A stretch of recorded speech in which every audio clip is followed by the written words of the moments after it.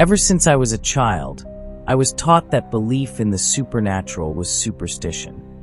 My family, especially my parents, had always had a very strong relationship with Christianity. For them, anything related to the afterlife was unacceptable. They taught me that ghosts, spirits, or any other supernatural existence were not real, that they were just lies fabricated to scare and control people. But after I protested strongly and declared that ghosts did not exist, strange things started to happen, and my skepticism gradually changed. I didn't think much of it when I entered my basement that day.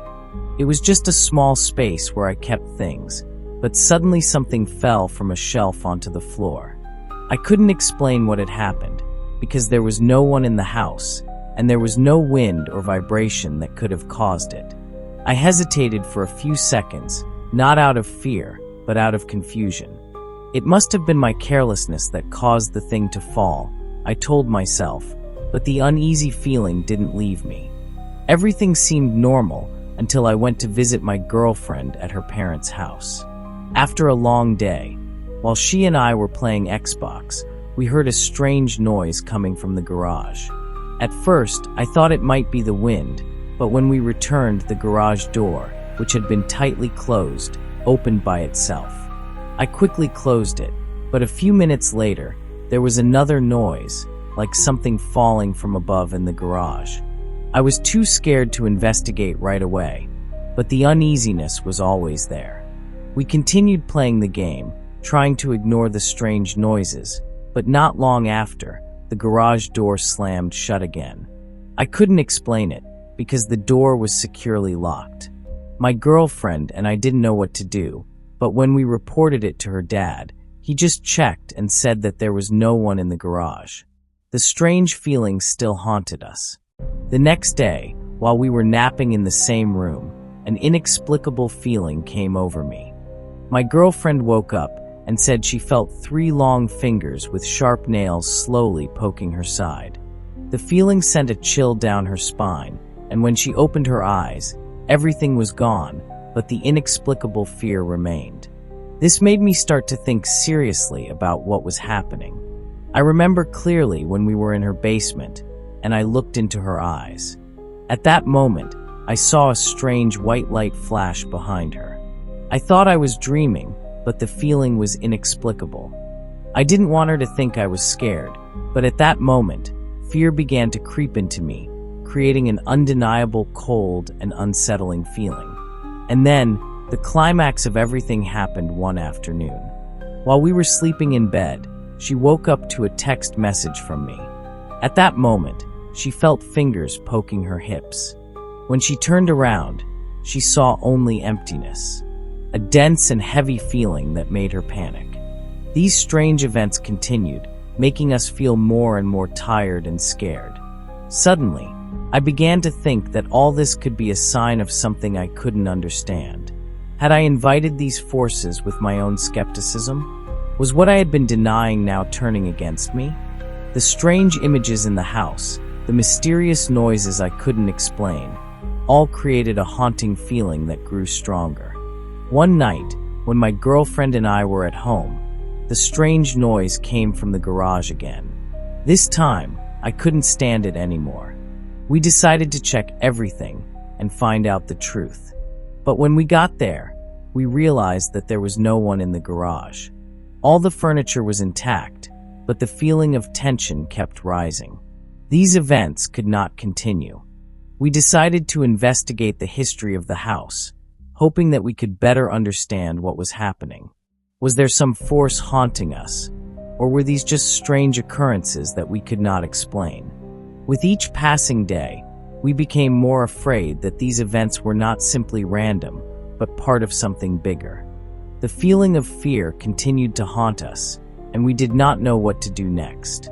The only thing I was certain of was that the world I once believed in had changed. What I once thought was impossible had now become an undeniable obsession.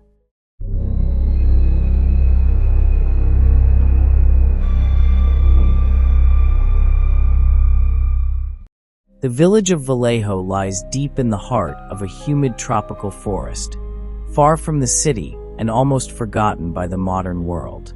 During the day, Vallejo looks like any other rural village, with rustic wooden houses, green rice fields, and the echoing laughter of children.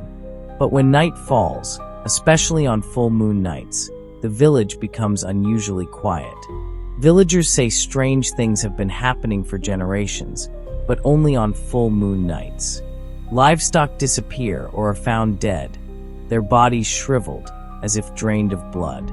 Night travelers sometimes see dark figures gliding across rooftops, too large and fast to be any normal creature.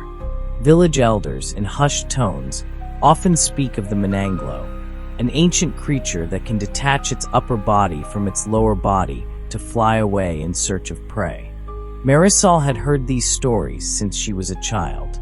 As a child, she would sit by the fire, hugging her knees as her grandmother told her of flesh-eating creatures with glowing red eyes and long, hollow tongues that snaked through cracks to suck the blood of their victims. But as she grew older, she thought they were just stories to scare children. After years of living in the city with its neon lights and loud traffic, Marisol no longer believed in superstitions. However, when her mother fell ill and no one cared for her, Marisol was forced to return to Vallejo. The village remained the same, but now for her, it was no longer the safe place it had been during her childhood. One full moon night, as Marisol returned home from fetching water from the village well, she noticed something strange. Florinda's house, long abandoned, was lit with a faint yellow light. The windows glistened as if someone had lit candles inside. But what puzzled her most was the sweet scent, like rotten flowers, that hung in the air. Marisol stood still for a moment, her heart pounding. She didn't know why she was so curious, but her feet moved closer automatically. Her bare feet touched the cool ground, making no sound as she walked. Through a crack in the rotten wooden wall, she looked inside the house. The sight before her made Marisol feel as if her world had fallen apart. Standing in the middle of the dark room was Mrs. Florinda, her mother's old friend, whom everyone had thought had died or left years ago. But she was no longer the Mrs. Florinda Marisol remembered. She stood with her back to Marisol, her silver hair a mess, her thin arms tracing strange symbols in the air. Her mumblings echoed in the empty room like an eerie chant. And then, there was a horrible sound. It was the sound of flesh tearing. Marisol saw Florinda's upper body slowly rise from her waist. A pair of black leather wings sprouted from her back, unfurling with ghostly grace. Her lower body remained motionless on the floor like a lifeless wooden pillar. Marisol bit her hand to keep from screaming. But then Florinda's red eyes, now those of a monster, turned and stared straight into the gap. The creature licked its lips with a long, black tongue, then let out a horrible hiss. Marisol turned and ran, feeling as if her feet were no longer touching the ground. Back home, Marisol locked the door, her chest heaving and sweaty. She sank to the floor, shaking like a trapped baby bird. Her mother was lying on the bed, asking what had happened, but Marisol did not answer. Her grandmother's words echoed in her mind. If you see a Mananglo, don't run away. You must find its lower half and sprinkle salt or ashes on it before dawn, or it will come back and kill everyone. Marisol hurried into the kitchen and rummaged for a large shaker of salt. She grabbed an old machete from the corner, feeling her hands shaking but not daring to stop. She knew what she had to do. Marisol returned to the abandoned house with caution. Everything was now eerily quiet, except for the wind rustling through the trees. Entering the house, she saw that Florinda's lower body was still standing there, motionless like an eerie statue. The sweet scent from before was now stronger, making her feel nauseous. She crept closer, uncapping the salt shaker. But just as she was about to sprinkle salt on the other body part, a loud crash came from the roof. Marisol looked up and saw the creature, now a full-fledged monster, swooping down with its wings spread, claws extended, aimed straight at her. Marisol screamed, retreating and swinging her knife desperately. The blade grazed the creature's wing, causing it to thrash in pain. Taking the opportunity, Marisol poured the salt all over its lower body. Menanglo's scream echoed through the forest, like the wail of a damned soul. The creature writhed, its body burning to ashes as dawn broke. When the first rays of sunlight hit, the abandoned house was reduced to ashes. Marisol told the villagers everything. They agreed to burn down what was left of the house and scatter the ashes deep into the forest so that no Menanglo would ever return. But for Marisol, it never ends. Every full moon, she keeps a salt shaker and a knife with her, just in case.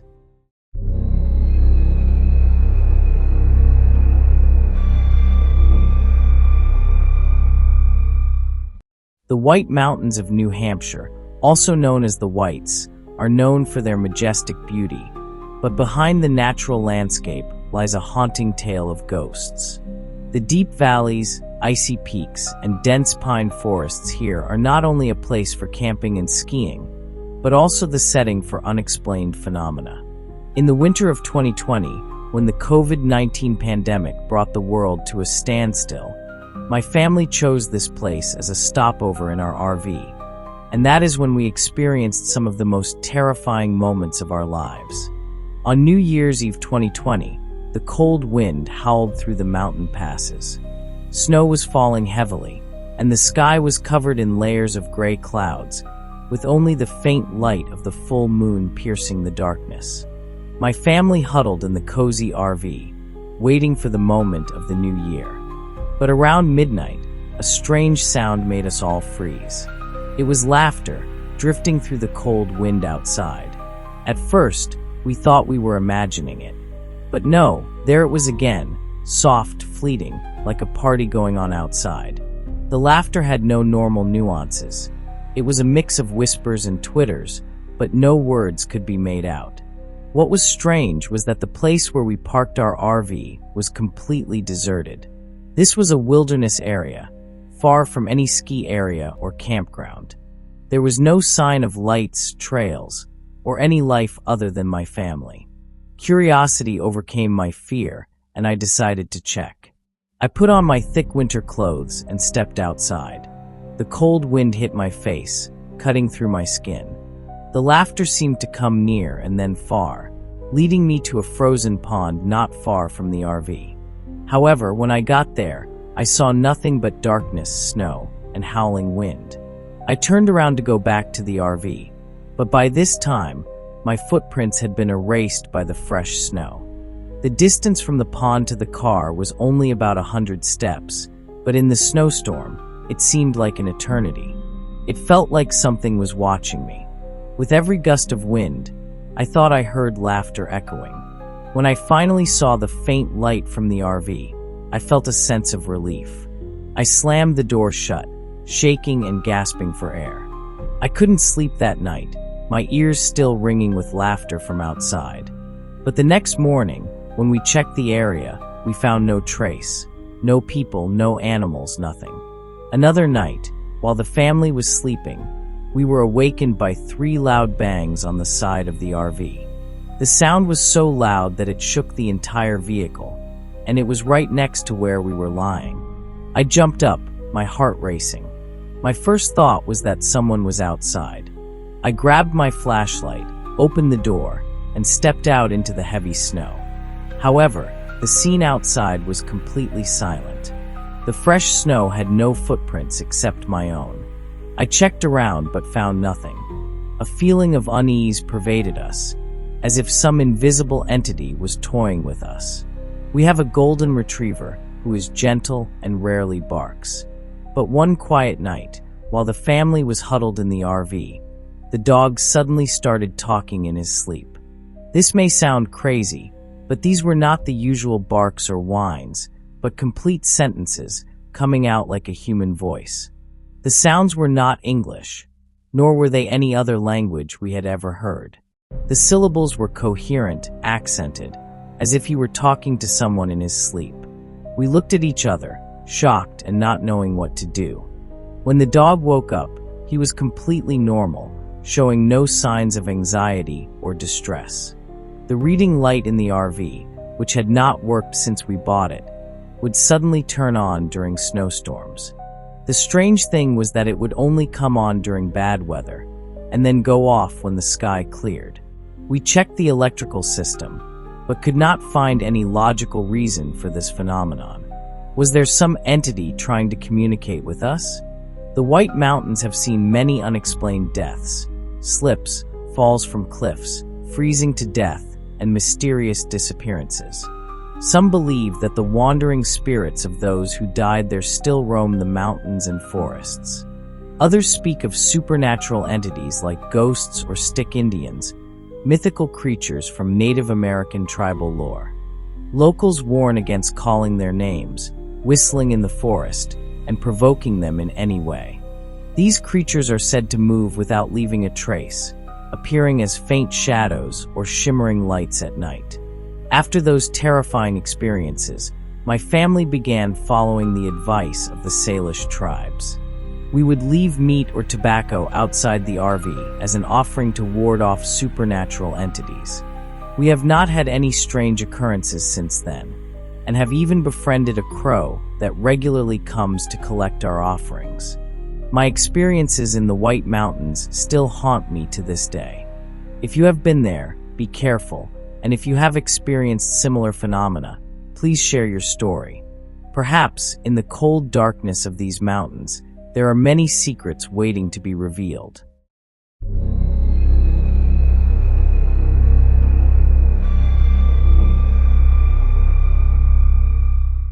Two and a half years ago, I left dreary Yorkshire to move to Caithness, a remote region in the north of the Scottish Highlands.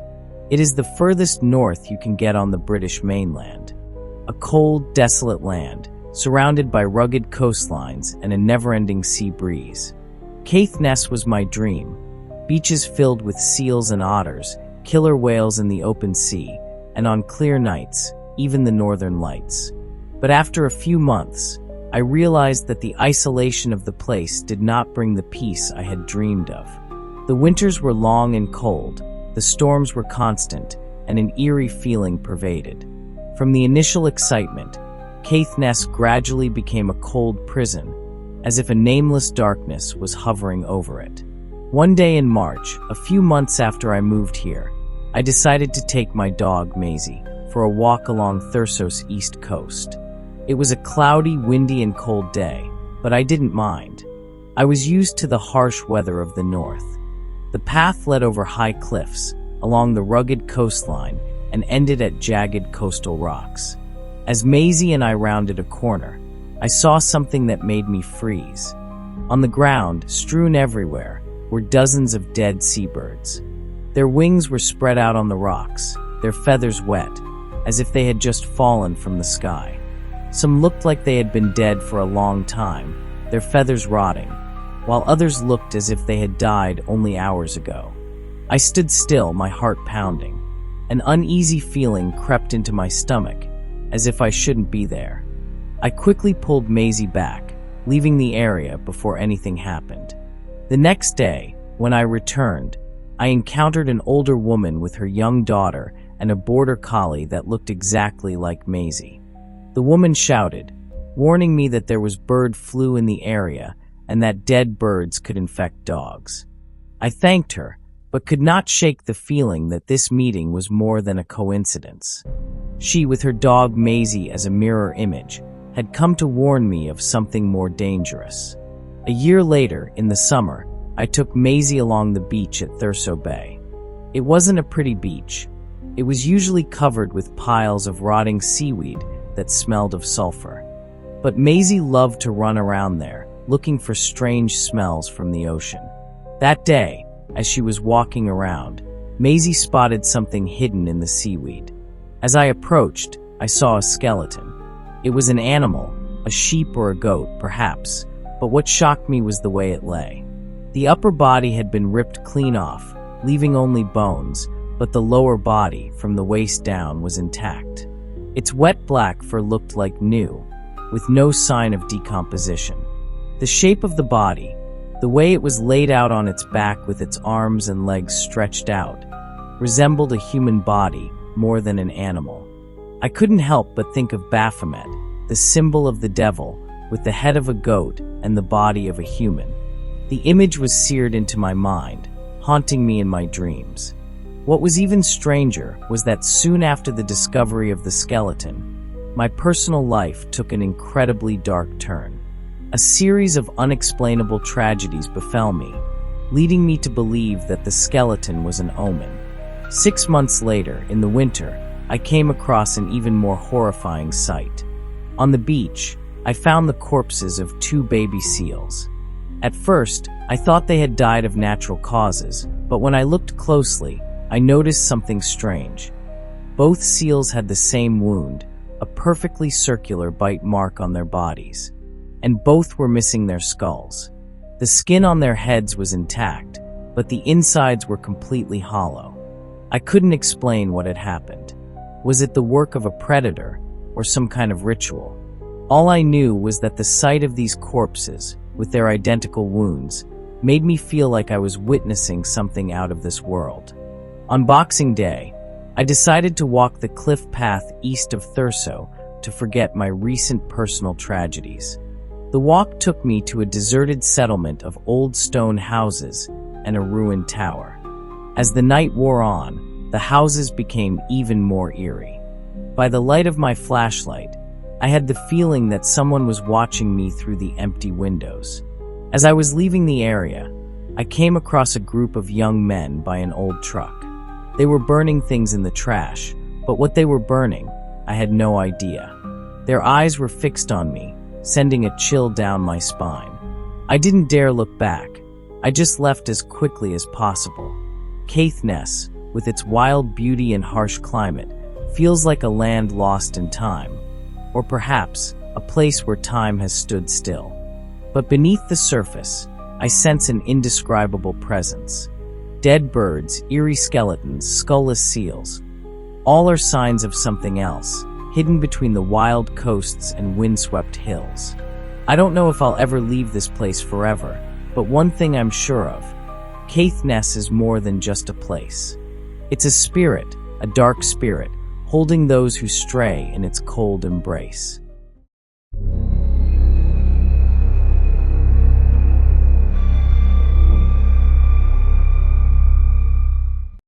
I am Louis Dufresne.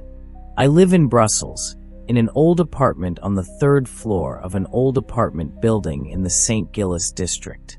It is not a place that is particularly special: old walls, low ceilings, and wooden floors that creak every time I walk across them.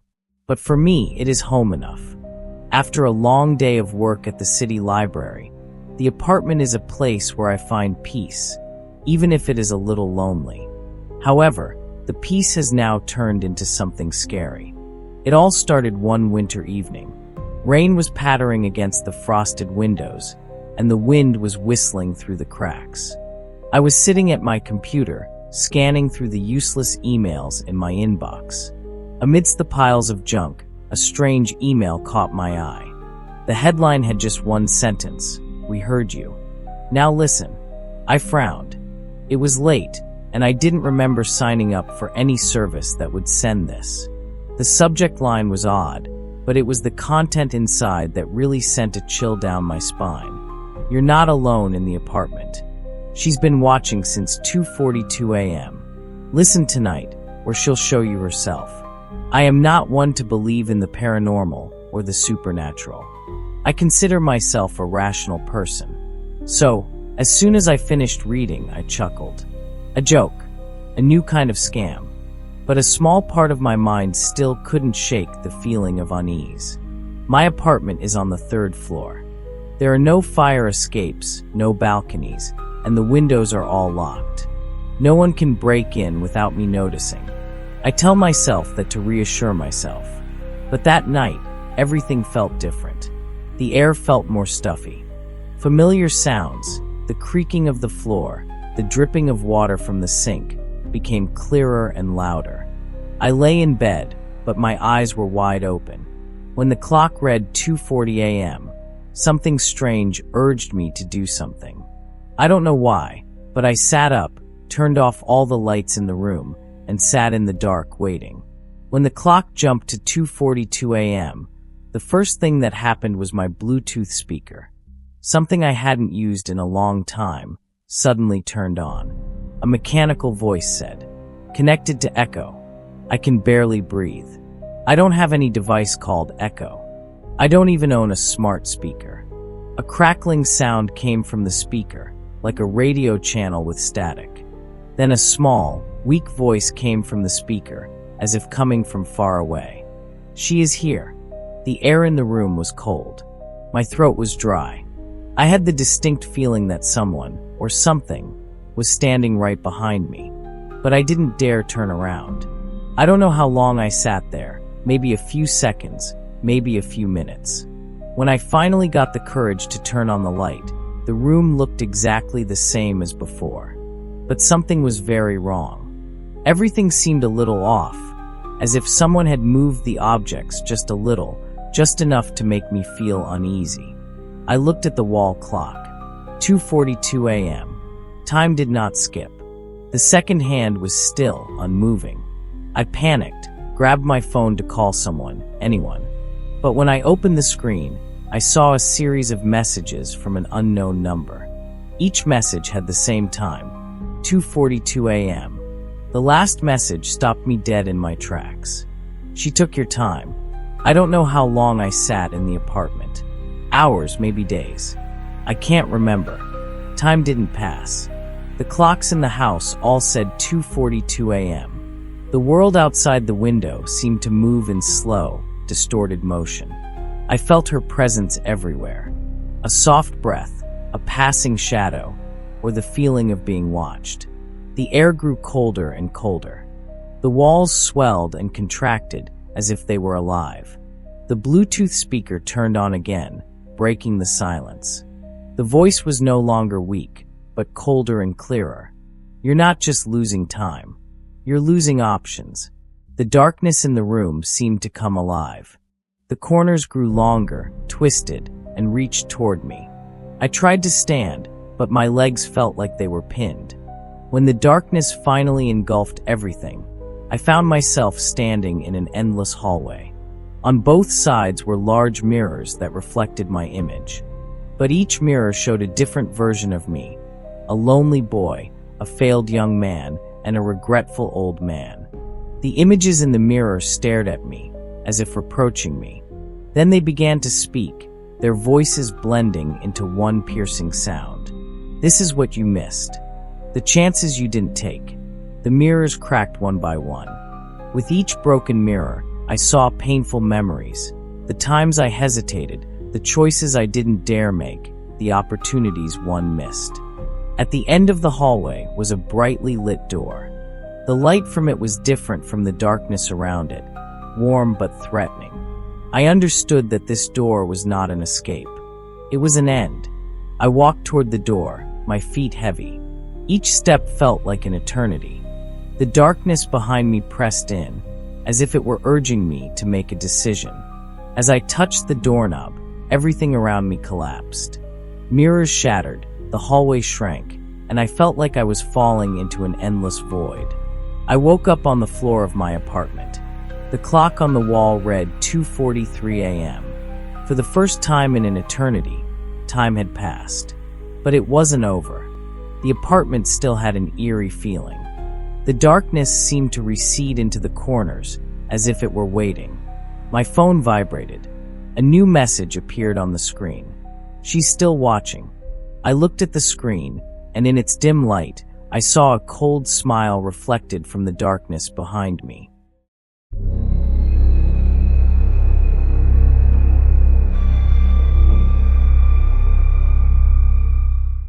I am Louis Dufresne. My name is nothing special, just like my life, which I once thought was very ordinary. I am a 17-year-old boy living in Brussels, the capital of Belgium, where cobblestone streets and ancient buildings tell the story of centuries gone by. I am neither a star nor a forgotten person, just an average student, going to school, doing my homework, and trying to avoid the teasing of a few classmates. I live with my mother in a small apartment in the St. Gilles district. My father died when I was very young, so most of the time I just hang out with my mother, a strong and loving woman. I often spend my free evenings reading, playing games, or daydreaming about a more exciting life beyond the familiar streets. But sometimes, life has a way of making us regret wishing for it. I used to think my world was boring. I used to think I needed something to break the cycle of repetitive days. And then it happened. On December 12th, it all began. That was the day I first saw her. From that moment on, my world was no longer normal. Familiar streets became havens of terror. Peaceful evenings became endless nightmares. I don't know if I'll live to tell the tale. But if you're reading this, hear me out. There's something lurking in the shadows. It's waiting for you to see it. And when you do, it never lets go. It was raining hard that day, a cold rain that seemed to penetrate my skin. I remember it was December 12th, an ordinary day that no one expected would change my life forever. I was held back after school for bad grades, and when I walked out of the school gates, it was dark. No friends were with me. No one was waiting. Just me, the rain, and an inexplicable heavy feeling. Walking down the narrow path home, I bowed my head, deliberately not looking back. I didn't want to see anyone, didn't want to face a mocking look or a malicious joke from my classmates. But there was something strange. A strange feeling crept through my every breath. It felt like someone was staring at me, a gaze that wouldn't leave. Finally, I couldn't take it anymore. I turned around, hoping to see a friend following me, but instead I saw her. The distance between us was not far, about 10 to 13 meters. But her figure made me freeze. The woman was not human. She was unrealistically tall. Her figure was as thin as a skeleton in leather. Her arms were strangely long, almost reaching to her knees, and her face was not a face I could forget. She had many eyes, all moving independently, all staring at me. Her mouth was twisted, like a twisted smile, while her jaw looked like it could fall off at any moment. My body froze, my mind trying to make sense of what I was seeing. But then she dropped to all fours and started running toward me. I was startled. My legs reacted before my mind could process them. I turned and ran, my feet slipping on the wet pavement. I didn't dare look back, didn't dare see if she was getting closer. Every breath felt like a chokehold in my chest. When I got home, I slammed the door shut, trying to lock it tight. My heart was pounding in my chest. Leaning against the door, I told myself it was just an illusion, the imagination of a mind exhausted by the rain. But deep down, I knew that what I saw was no trick of the light or the weather. The next morning, I tried to ignore it all. I convinced myself that I was imagining things, that the stress of school had made me tired and paranoid. But when I walked past that street again, she was still there. Still in the same position, still with those haunting eyes. My body trembled, but I decided not to look. I kept my head down, walking quickly past her as if she didn't exist. However, even without looking, I could still feel her gaze, penetrating my back, clinging to every step. Days turned into weeks, but she did not disappear. It was as if her presence had become a part of the world around me. Every time I saw her, she stood closer. At first, she was dozens of meters away. But then, day by day, that distance shrank. Time passed in fear.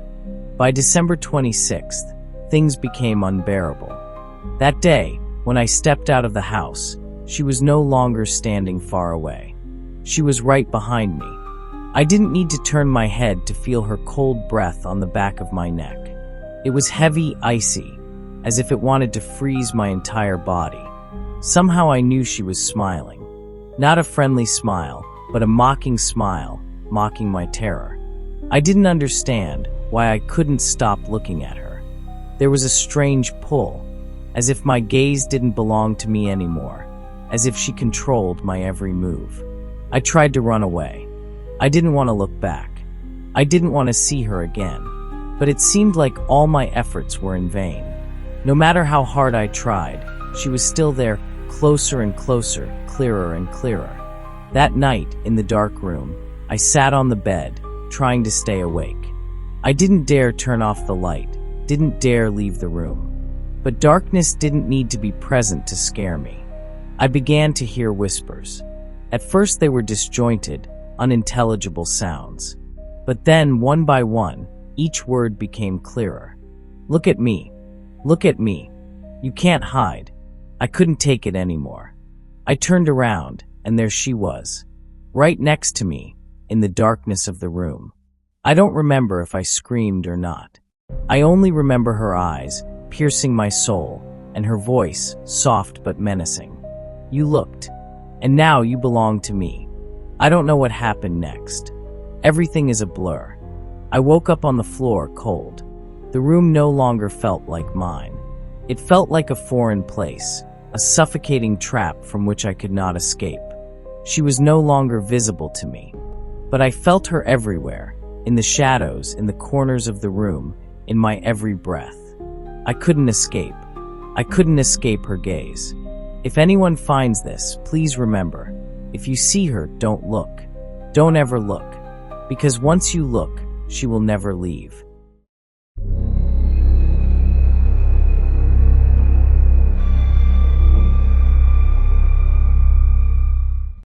My name is Claire, and what I am about to tell you is not just a ghost story. It is a haunting memory that I carry with me from that fateful night. A night in the underground of Edinburgh, where darkness is not just the absence of light, but the abode of things not of this world. It was a cold winter night, the wind howling through the ancient cobbled streets of Edinburgh, bringing with it a biting chill. My boyfriend James had convinced me to join him on a tour of Mary King's Close. He thought the ghost stories would make for a memorable night. And he was right, but not in the way we expected. As we descended the stone steps into the underground, a sense of claustrophobia and musty smell hit me. The small group of visitors followed the guide in silence, his voice echoing through the narrow passageways. Mary King's Close is more than a network of buried streets. It is a place where forgotten souls dwell. Tales of plague, death, and lost souls haunted me more than I cared to admit.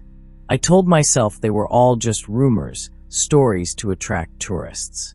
But the air here, the inexplicable cold, and the deathly silence between the stone walls seemed to tell a different story. We stopped in front of a small, narrow, dimly lit room. The guide entered, pointing to a corner filled with old toys, teddy bears, dolls, and small gifts. "This is Annie's room," he said, his voice dropping as if afraid someone might be listening. Annie was a little girl who was abandoned during the plague. It is said that her spirit never leaves this room. Visitors often leave toys to appease her. Curious murmurs rose from the crowd. James pointed at the pile of toys and chuckled. "Do children still like toys even after they die?" I fell silent, the oppressive feeling in the room making me uncomfortable. There was something here, not something I could see, but I could feel it. The cold from the walls seemed to seep into my bones. As the group continued to move, I decided to stay a little longer. "Annie," I whispered, half joking, just to dispel the feeling of fear. Suddenly, a knock sounded from the corner of the room, the sharp sound echoing through the small space. I spun around, my heart pounding, but all I saw was darkness. James couldn't be playing a trick on me. He was out front, with the group. I hurried out of the room, trying to shake off the thought that the knocking could be anything but my imagination. As the group continued deeper underground, my unease grew. There was a slight tug on my scarf. The first time, I thought it was just a nervous illusion. But the second time, the feeling was more tangible, as if someone was trying to fiddle with my scarf. I turned around. The back hallway was empty, dark as a pit. No one was there. "What's wrong?" James asked, his voice teasing. "I don't know," I replied, trying to reassure myself. "I guess I'm just not used to the atmosphere here." But I knew that wasn't true. The cold, the feeling of someone staring at me from the shadows, and the way the lantern's light seemed to be sucked into the corners. It all made me want to turn and run. At the end of the tour, the guide stopped before a steep staircase leading up, blocked by an old wooden door. He pointed at it, a warning glint in his eyes. "This staircase has been sealed for centuries," he said. "It is believed to lead to a cursed part of Mary King's close. Whispers, laughter, and other things have been heard here." James couldn't contain his curiosity. "Let's go up there," he said, taking my hand. I didn't want to. I didn't want to walk up those stairs, didn't want to face what was waiting at the top. But James was pulling me, and I couldn't say no. The old steps creaked under our feet. The air grew colder, heavier. The light from James's lantern illuminated only a small section ahead, making everything around us hazy. As we neared the top, I saw it. A figure stood silently in the darkness, a thin woman, dressed in ragged 17th century clothing. Her face was pale, her eyes vacant, and her mouth opened in a silent scream. I froze. My heart stopped beating. It must be a projection or something, right? James chuckled, but his voice was shaking. The woman didn't move, but her eyes were fixed on me. They weren't the eyes of a living being. They were the eyes of something dead, and it hated me. Then she raised her hand and pointed down the stairs. Suddenly the air around us was filled with whispers, strange voices, overlapping each other, speaking in ancient Scots tongue I couldn't understand. The stench of decay hit me, making me almost gag. James screamed as an invisible force pulled him down the steps. He writhed, trying to fight back, but couldn't. I rushed to help him, but was knocked back by a gust of cold wind. Claw-like scratches appeared on his arms, oozing blood. "Run!" James shouted, but I couldn't move. The woman moved closer, her feet not touching the ground. Her breath enveloped me, cold and rancid as death. I screamed, but my voice was swallowed by the darkness. When I woke up, I was lying at the bottom of the stairs. James was beside me, pale and shaking. We said nothing, just ran outside, running like hell through the dark streets. When I got back to the hotel, I took off my scarf and saw them. Faint bruises, perfect shapes of tiny fingers, like a child's hands. We never went back to Mary King's Close. But I know, on quiet nights, I can still feel her breath on the back of my neck.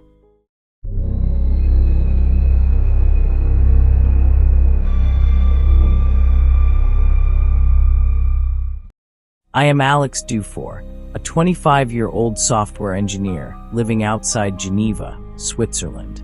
I am not the type of person who likes to venture out into the real world, but I have a special fascination with the virtual world. Stressful work days, lines of code, and meetings seem to consume my life. So every night, I often find myself venturing into the dark corners of the internet to relieve stress. Not to do anything illegal or dark, but to satisfy my curiosity about things that most people would stay away from. I used to think I had it all under control, that my intelligence and skills would always protect me from anything strange or dangerous. But I was wrong. Little did I know that one curious moment on the deep web would change my life forever. That night, I didn't know what I had opened up. And when I realized it, it was too late.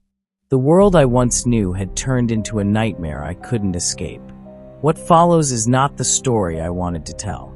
It is the story I had to tell, because if I didn't, I probably wouldn't be here anymore. That evening, I sat in front of my computer as usual. The room was lit only by the light of my monitor.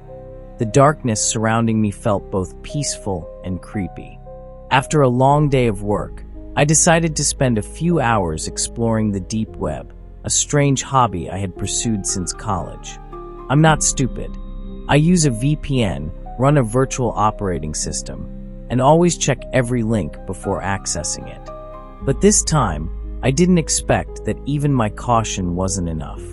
As I browsed through the anonymous sites, one name caught my eye: Silent Upload. The site looked incredibly simple. Just a black screen with a white text box in the middle, and the words, "Upload your file. See what happens next." I paused, hesitating. A large part of my mind told me this was a prank or a malicious website. But another part, the irrepressible curiosity, kept me trying. Just once, I told myself. It can't hurt. And that was the moment I destroyed myself. I sat in the dark, a cold sweat running down my spine. The light from my computer screen the only source of light in the room. The last words on the web page, "Your upload is complete. Welcome home," still glimmered before my eyes like a curse. The room was so quiet I could hear my own labored breathing. But the strangest thing is, I no longer feel alone. I tried to unplug the computer, but my shaking hands sent the cable falling to the floor. As I bent down to pick it up, a strange noise came from the window. A soft, rhythmic tapping. I lifted my head, my heart pounding. The window remained closed, the blinds drawn. But the knocking did not stop. It became louder, more urgent, as if something outside was desperate to get in. I didn't dare go any closer. Part of me knew that if I pulled back the curtain, I would see something I never wanted to see. I turned back to my computer screen, hoping to find a way to exit the site. But the site was no longer the same. It was no longer just a plain black background with lines of text. It had changed into a live video stream. That video stream was my room. I saw myself through the screen, sitting right there, with panic in my eyes and shaking hands. But what was worse was that what I saw in the video was nothing like the room I was in. In the video stream, the room was filled with unnatural shadows, as if they had a life of their own. And then, I noticed something that took my breath away. In the corner of the screen, behind me, a shadow stood motionless. The shadow looked like me, but it wasn't me. It was a little taller, with a pale face, deep black eyes, and a smile so distorted that it couldn't possibly be human. I didn't dare turn around. I just stared at the screen, where the shadow began to move, slowly walking towards me. Each step it took darkened the room in the video, as if it was sucking all the light out. I wanted to scream, but my throat felt clogged. Just as the shadow was about to reach me, the computer screen suddenly turned off, leaving me in complete darkness. Then I heard it. Breathing, soft, slow, but not mine. The phone on the table vibrated again. It was still an unknown number. I didn't want to answer, but my trembling hands unconsciously picked it up. "Good," the distorted voice said. It no longer sounded human, but rather like something trying to imitate the way a human spoke. "You did well. But this is just the beginning." I wanted to scream and ask, "Who? Why?" But my voice wouldn't come out. "We'll upload more. You'll see. But first, let's look back." I didn't want to. I knew I shouldn't. But my body, as if hypnotized, slowly turned around. There he stood, right in the middle of the room, just a few feet away from me. He looked exactly like me, but a different version, a twisted, terrifying replica.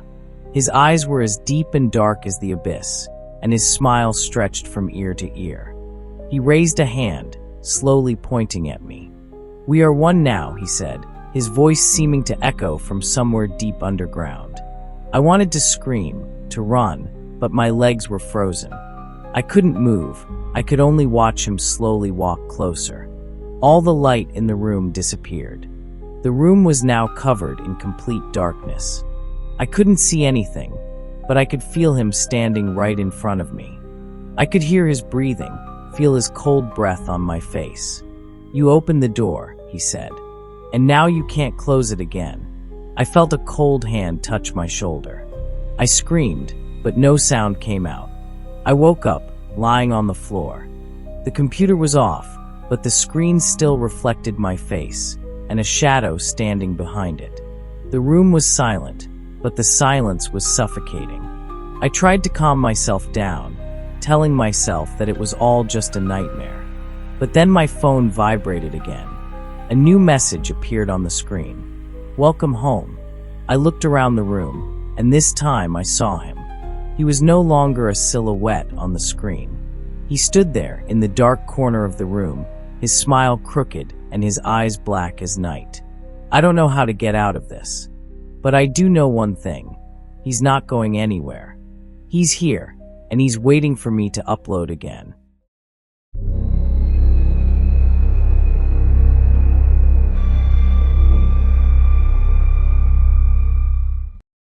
I am Sarah Brooks, a single mother living in a small town in the English countryside. My life, until that fateful day, was probably pretty normal. My days revolved around looking after 3 children and managing my business. We had recently moved to this town, a quiet and peaceful place where I hoped to find some balance after the turbulent years. I am not a believer in ghost stories or supernatural phenomena.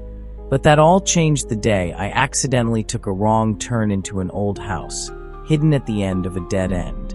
That house, the blue house with the big wraparound porch, changed my life forever.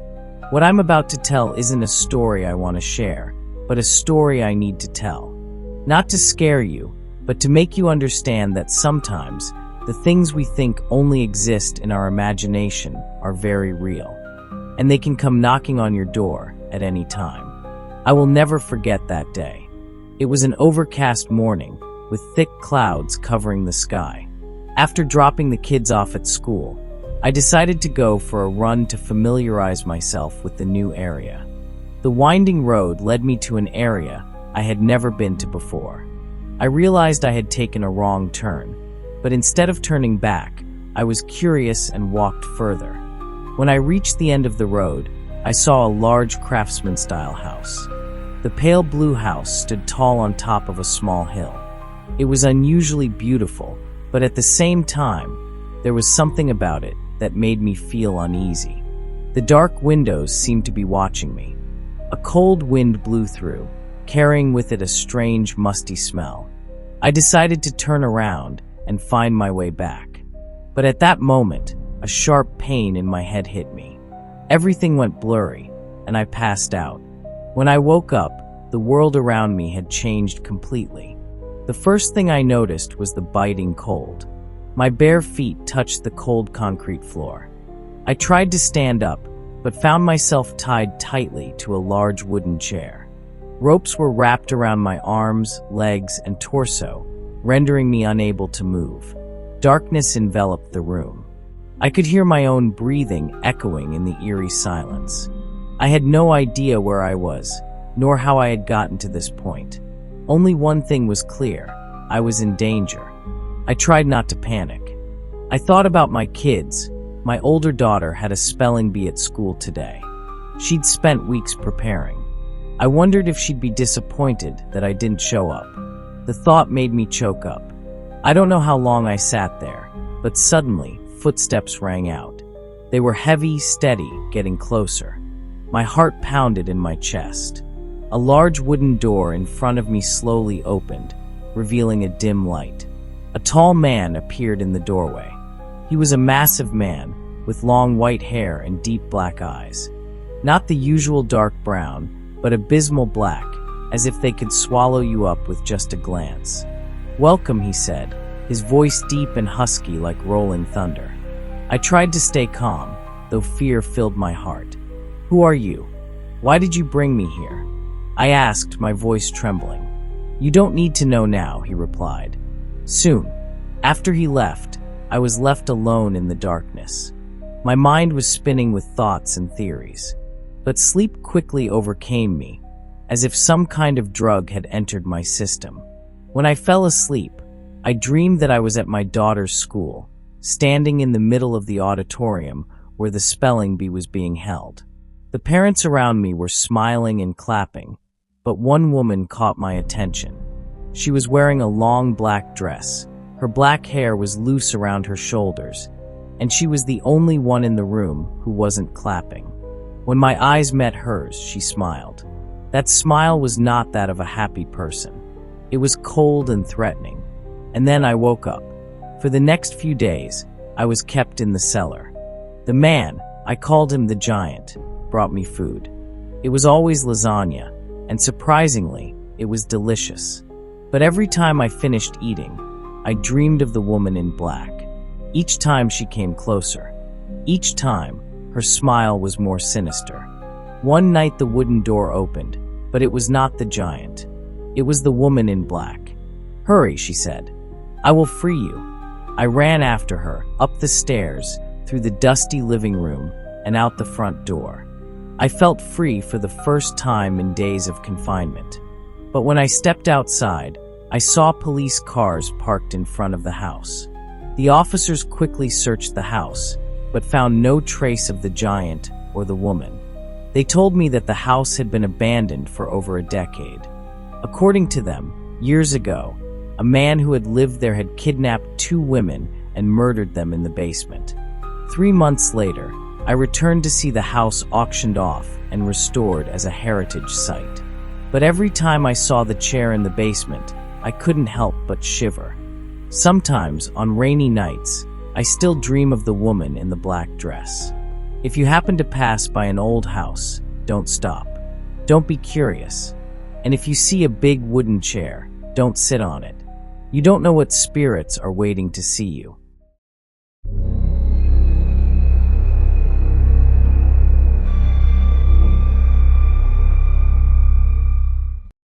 I am Arnold Whitman, a young man from a small town in the north of England.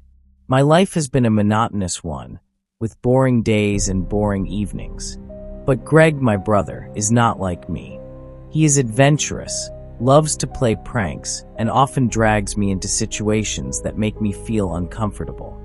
Whenever he appears with that knowing smile, I know I can't say no. That night, a chilly autumn night with overcast skies and a pale moon, Greg suggested that we visit Peak Cemetery.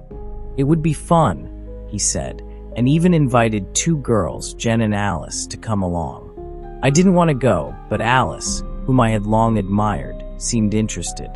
I couldn't leave Greg alone in her favor, so I reluctantly agreed. Peak Cemetery sits atop Horseman Hill, surrounded by dense trees and shrouded in darkness. It is the last remaining site of the old town of Cold Creek, which was abandoned in the 1800s. Locals tell many stories of ghosts, occult rituals, and unexplained happenings there. But what creeps me out the most is the ancient tree at the center of the cemetery. It is known as the Black Tree, a symbol of death and darkness. As we pulled up to the cemetery gates, a rusty sign hung from the fence, "No entry dusk to dawn.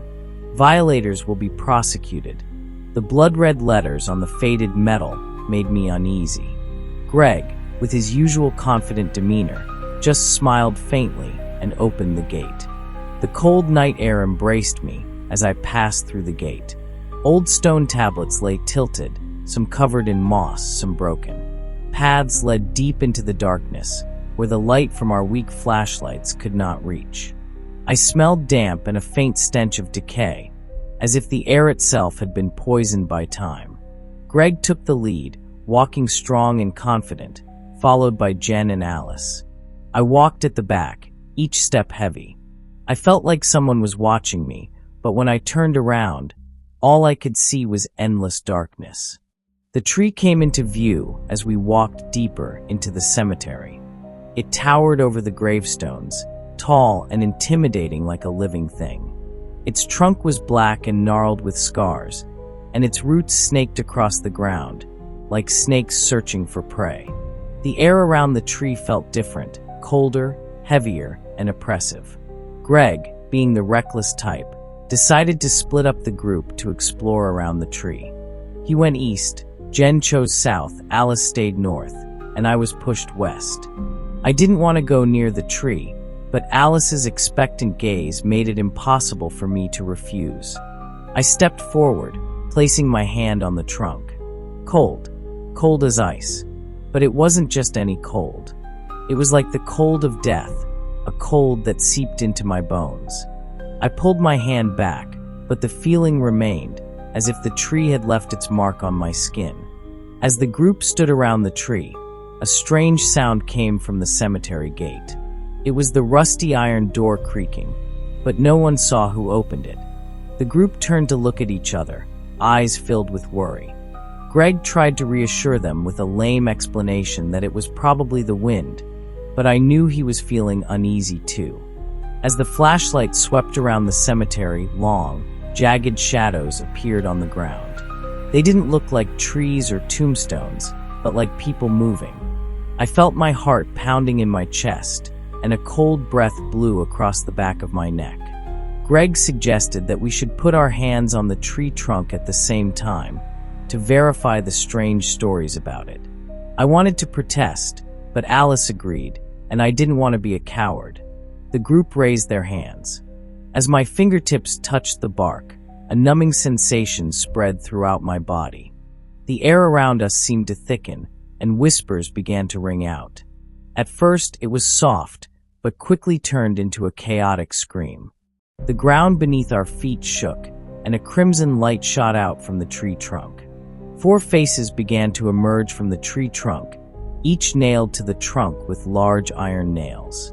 Their eyes were lifeless, their mouths wide open as if they were screaming silently. They were the faces of the dead, imprisoned by this evil tree. I could feel the anger, the pain, and the despair radiating from them, as if they were trying to convey a message that I could not understand. Greg fell to his knees, eyes wide with horror. Jen and Alice screamed, but their voices were drowned out by the roar from the tree. Roots rose from the ground, wrapping around my legs. I tried to struggle, but they felt like they had strength beyond that of a human. In a moment of panic, I used all my strength to pull myself free from the roots. I ran without stopping, without looking back, past the gravestones, through the gate, and down the hill. I don't know how long I ran, only that when I stopped, I was far away from the cemetery. But the terror still followed me. The next morning, I heard that the cemetery had been sealed off after strange markings were found on the tree trunk. The 4 faces were still there, a horrifying reminder of that night. I have never been back to Horseman Hill since. But every night, in my dreams, I still see the tree. It is still waiting, calling me back. And I know one day, I will not be able to resist.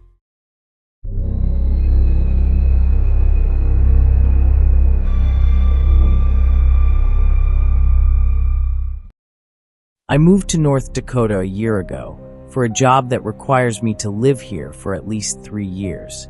Being a Montana native, living away from home has never been easy, but I think I can get used to it. On my days off, I always take the opportunity to drive back to Montana to see my family. The trip usually takes more than 3.5 hours, mostly on narrow, winding 2-lane roads, in desolate landscapes where you can sometimes drive for an hour without seeing another car. Whenever I go, I always choose to start late, sometimes at dusk, and often drive through the night. I like the feeling of driving in the dark, without the noise or traffic. Highway 16 is my main route, a long stretch of landscape with wild fields and quiet rivers. There is something strange about this stretch of road. It seems completely cut off from the outside world, as if stepping on it is entering another world, where light is scarce and sound is almost swallowed up by the darkness. The first time I sensed something was wrong was when I returned to North Dakota after a long weekend. It was a moonless night and darker than usual.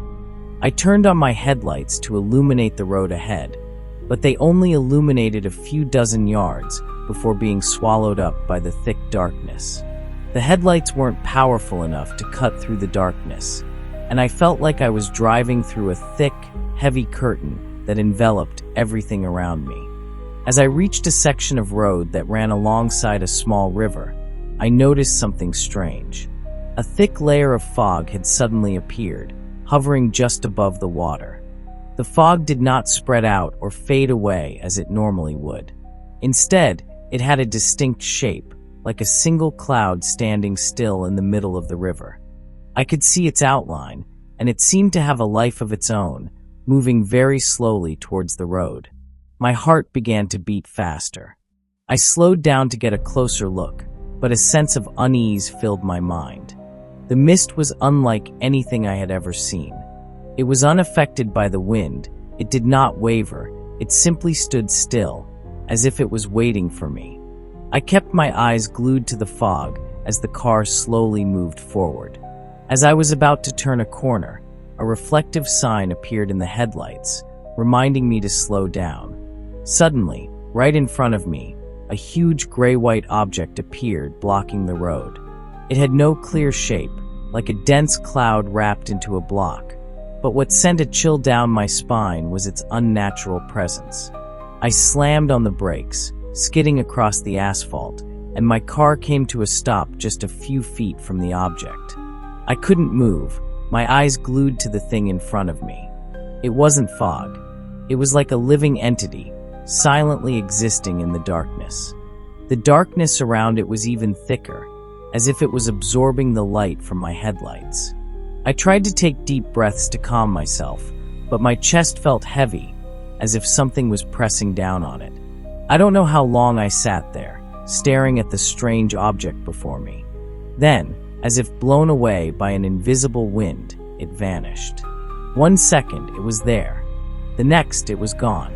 I stepped on the gas, accelerating to get out of the area as quickly as possible.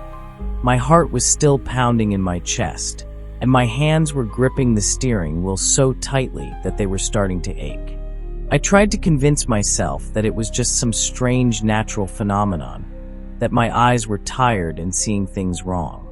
But deep down, I knew something was wrong. That was just the beginning.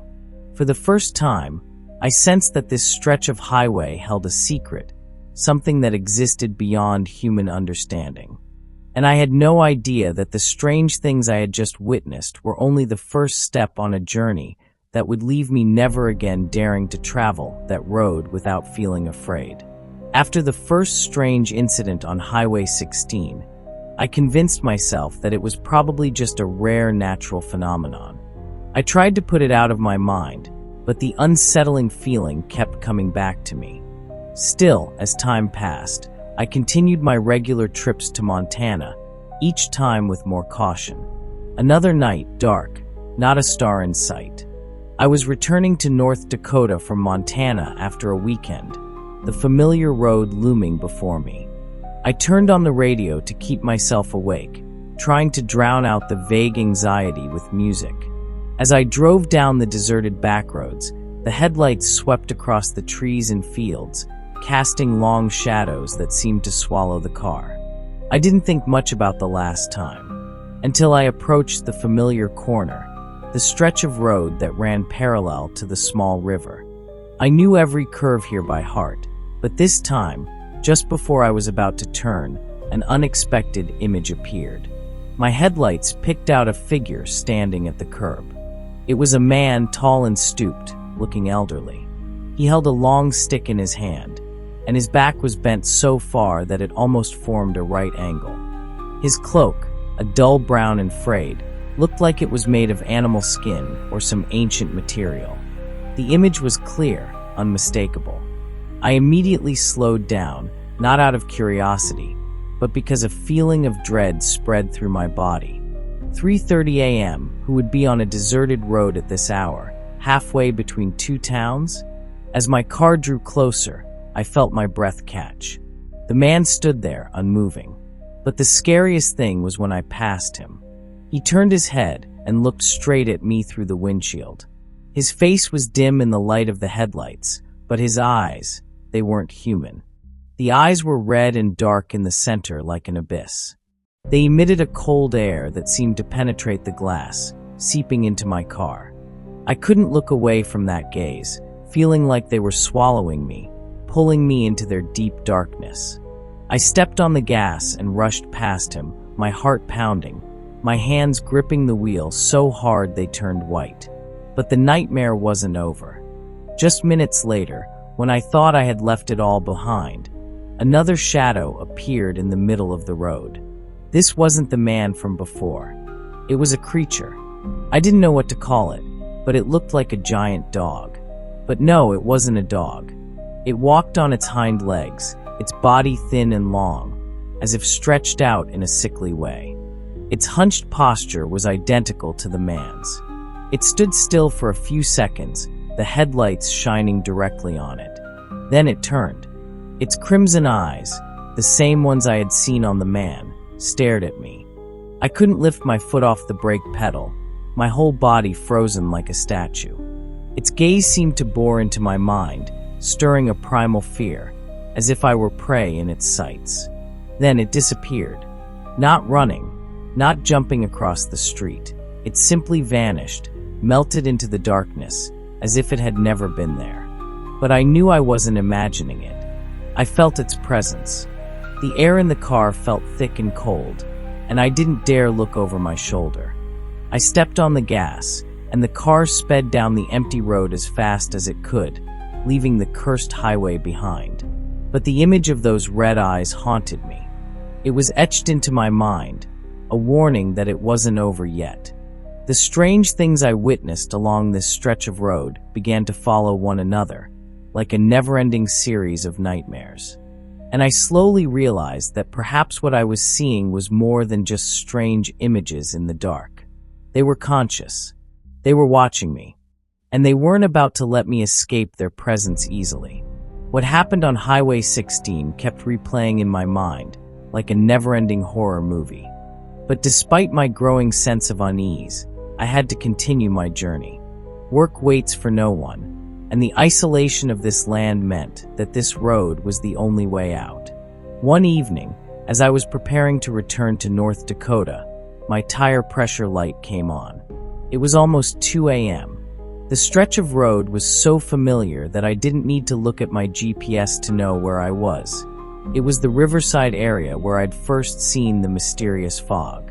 A shiver ran down my spine as I realized I had to stop here. I tried to calm myself, thinking I just needed to change the tire and leave quickly. I turned the headlights on high, shining a beam straight down on the road ahead, but it didn't help the darkness. I reached into the glove box for a flashlight, then hesitated before stepping out of the car. As the car door opened, the cold night air rushed in, unusual and darker than the natural cold. I turned on the flashlight, shone it down on the back tire. Sure enough, it was flat. I sighed, bent down to take a closer look. The darkness behind me seemed to thicken by the second. I could barely hear anything but my own breathing and the faint rattle of the engine as it cooled. Then, from the darkness, a sudden sound came, footsteps. Soft but steady, coming from behind the car, getting closer. I stood up abruptly, turning around, the flashlight beam shaking as it scanned the shadows of the trees and the road. There was nothing but darkness. But the sound was still there, footsteps, no longer light now, but faster, as if something were running straight toward me. I panicked and ran back to the car, slamming the door and locking everything. The flashlight fell to the ground, its weak light still shining up into the undercarriage. I turned on the interior lights, trying to let the light dispel my fear. But when my eyes turned to the windshield, I almost screamed. Out there, at the edge of the headlights, was a silhouette. It was a tall figure, hunched over like an old man, wearing a tattered cloak that covered his entire body. He held a long stick in his hand. He stood motionless, but what froze me was his eyes, two glowing red sockets, like tiny flames in the darkness. I couldn't breathe. I just stared at the image, drawn into those red eyes. Then he lifted his cane and struck the pavement. The sound was as loud as a clap of thunder, echoing in the silence. I screamed, turning the key to start the car. The engine wouldn't start.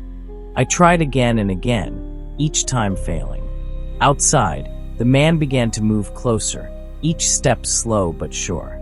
The space inside the car seemed to shrink, so cold that I felt my breath freeze. When he was only a few meters away, I risked turning to the right window. A wet breathing sound sounded right next to my ear. I turned quickly. There was nothing but darkness outside the window. But I knew something was there, just inches away from me. In a panic, I tried to start the car again. This time, the engine roared to life, and without hesitation, I stepped on the gas and drove away at a furious speed. But in the rearview mirror, I saw the man still standing there, not chasing. His red eyes glowed, following me through the thick fog. I drove like a maniac the rest of the way.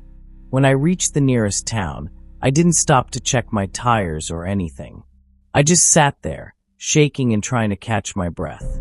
But the feeling of being watched didn't leave me, as if those red eyes had left a deep imprint on my mind. After that night, I decided I would never drive at night on Highway 16 again. But I knew this was only the beginning. The darkness I had seen was not a mere hallucination or imagination. It was conscious, and it had no intention of letting me go. After that night of terror, I promised myself I would never drive on Highway 16 at night again. But that promise didn't last long. Work was hard, and the roads between North Dakota and Montana were the only way. My heart sank every time I thought of the Riverside Road, where shadows and haunting figures lurked. 3 weeks later, I was forced to return to Montana late at night. A light snowstorm had left everything cold and quiet, but inside I was panicking wordlessly. I told myself that if I kept my mind busy, listening to music, thinking about work, nothing would happen. But the unease still seeped into my cells, like a fever I couldn't shake. As we approached Highway 16, things got strange. My headlights, which had been shining brightly, seemed to dim inexplicably. The light no longer shone as far as before, but was sucked into the thick fog that surrounded the road. I pressed the gas, trying to get through as quickly as possible, but the feeling wouldn't let up. The air seemed to shrink, and an eerie silence fell everywhere. This time, I was not alone in my thoughts. In the distance, out of the mist, I saw a faint light moving. At first, I thought it was the headlights of another car, and a sense of relief passed through me. But the light did not come from a car. It hovered above the ground, flickering like a ghostly flame. As I got closer, the light receded into the darkness, luring me away from the main road. It seemed like an invisible force was pulling me towards it. My hands unconsciously tightened on the steering wheel, but my heart felt as if it was imprisoned by that mysterious light. I fought the urge to stop, but then a sound came, a whisper, as if coming from deep within. It was unlike any voice I had ever heard. It was a deep, guttural sound, as if it came from the cracks between space and time. "Go back," the voice hissed. I jerked, slamming my hands into the steering wheel. The headlights flickered, and for a moment I saw it.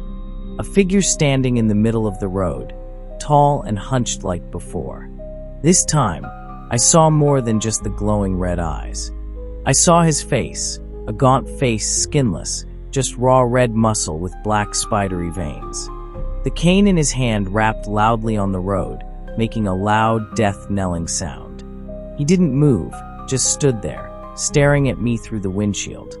I tried to start the car, but the engine was silent, as if frozen by fear. Ghostly lights hovered around him, flickering like ghosts. They moved as if alive, swirling around him, and then fading into darkness. I couldn't see clearly, but I sensed hundreds, maybe thousands of tiny shadows surrounding him, like trapped entities, desperate to escape.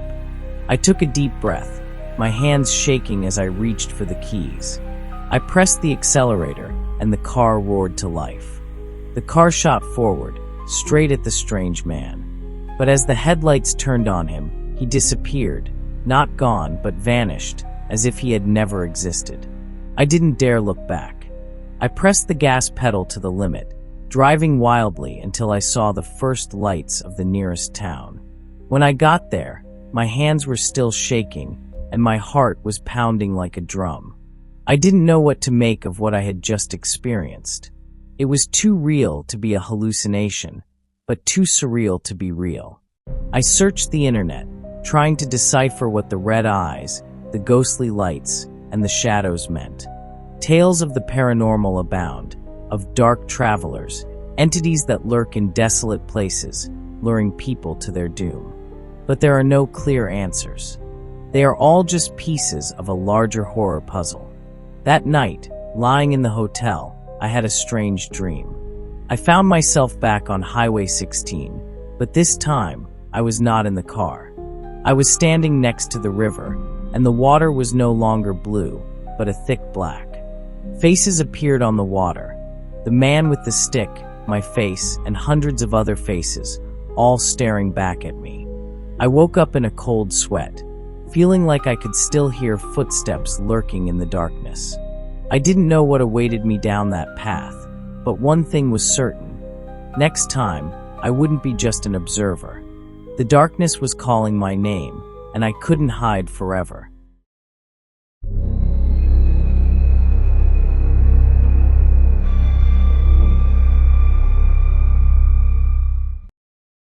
I'm Dave, an ordinary man with an ordinary life. I work in a small office, live in a modest apartment, and spend most of my free time running or watching horror movies. If you ask my friends or colleagues, they will tell you that I am a kind person who always helps people. I may be a little naive at times, but I always believe that kindness will be reciprocated. However, what happened that rainy night changed me forever. I'm not the man you used to know. I'm not sure what I am anymore. It was a rainy night, and I was driving down a deserted highway after work. Work had been stressful that day, and I just wanted to go home, shower, and forget about everything. It was pitch black, and the rain was so hard that the windshield wipers were useless. The road was like a river, and the light from my headlights only seemed to accentuate the darkness. I'm the type of person who always wants to help others, even in the smallest of ways. I've stopped to pick up stray dogs, helped strangers push their stalled carts, and even occasionally given money to panhandlers who I knew might not use it properly. But that night, I didn't think my kindness would be tested so severely. I am not a believer in the paranormal, but what I experienced that night shook every belief I had. It was not an accident, not an encounter with a wild animal, or even a trick of fate. It was something else. Something I cannot name, but it left its mark on my body and soul. This story is not for entertainment. It is a warning. Be careful with your kindness. There are things out there, entities far beyond our imagination, that will exploit your compassion to drag you into endless darkness. And I am living proof of that. I will never forget that night. The rain fell incessantly, like a heavy curtain covering the world. I was driving down a deserted highway, the beams of light from my headlights swallowed by the dense darkness that surrounded me. The trees on both sides of the road were blurry shadows, their branches swaying in the wind. It was cold, and all I wanted to do was get home quickly, wrap myself in a warm blanket, and shake off the feeling of loneliness on this seemingly endless road. And then it all began. The thud was so sudden, it made me jump. The car skidded on the slippery road, the tires screeching in the damp air. I turned the wheel, trying to keep my balance, and finally the car stopped with a jerk. My heart pounded in my chest. That's when I saw it. A few feet ahead of the car, in the dim red glow of its brake lights, a white cat lay sprawled on the wet pavement. Its white fur, wet and matted, seemed to reflect the light from the headlights. But what made me shiver were its eyes. Amber eyes that glowed in the darkness, staring straight at me with a cold gaze. They weren't the eyes of a wounded animal. They were the eyes of someone watching. I stepped out of the car, feeling the cold wash over me as the rain pounded my face. I approached slowly, but before I could get close, the cat staggered to its feet. One of its hind legs was injured, blood oozing out, leaving a smear of red on the pavement.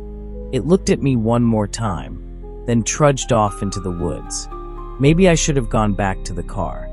Maybe I should have left. But I didn't. Instead of doing the logical thing, I ran after the cat. The forest was scary that night. The tall trees rose like black claws against the sky. The dense foliage blocked out the moonlight, leaving only cold darkness over everything.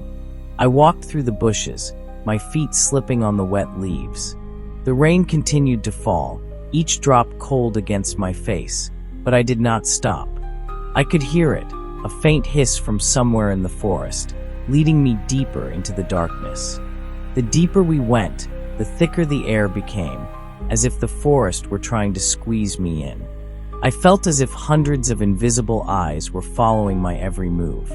The familiar sounds of the night forest, insects, the wind, seemed to disappear completely, leaving an eerie silence, broken only by my footsteps and the mysterious screech. I saw it, peeking out from between the bushes. Its white fur was streaked with blood in the darkness. I bent down, reached out, and tried to comfort it. But as soon as I reached out, a sharp pain shot through my arm. I screamed, jerked my hand away, and fell to the ground.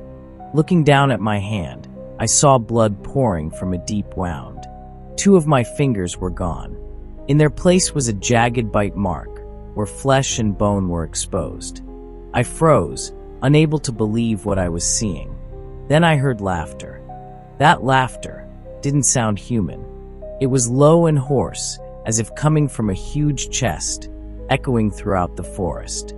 My heart pounded, each beat a drum in my head. I turned, my eyes searching the darkness, but saw nothing. But I can feel it. Something was watching me. I could feel its cold breath on the back of my neck, a suffocating feeling that made me want to scream, but I couldn't. I stood up, blood dripping from my hand onto the ground, mixing with the rain. I turned and ran, not knowing where I was running, only knowing that I had to leave this place. Footsteps followed me, heavier and faster than anything I had ever heard. A snarl and a screech sounded behind me, as if something enormous was approaching. I felt the ground shake beneath my feet, and I knew I couldn't run fast enough. I stumbled. My face hit the wet ground, mud clinging to my arms and legs. I tried to stand, but it was too late. A huge black figure lunged from the darkness, its amber eyes glowing. I saw sharp teeth flash for a split second before it lunged at me. When I woke up, everything was different. The sharp pain in my hand made me groan. My wound had been roughly bandaged, but the pain was still excruciating. I lay on the cold ground, not knowing how long I had been unconscious. When I looked up, pale moonlight filtered through the trees, illuminating a horrifying scene. Huge footprints were imprinted in the mud, each one soaked in blood. They led deeper into the forest, disappearing into the darkness. I wanted to stand, to run, but my body wouldn't obey. And then I heard it, a faint, distant hiss, a reminder that I was never truly safe. I don't know what happened that night, or why I'm still alive. But I do know one thing. That animal, that thing, is still out there. And sometimes, on quiet nights, when the wind blows through the trees, I can hear its whistling, a reminder that it will never let me forget.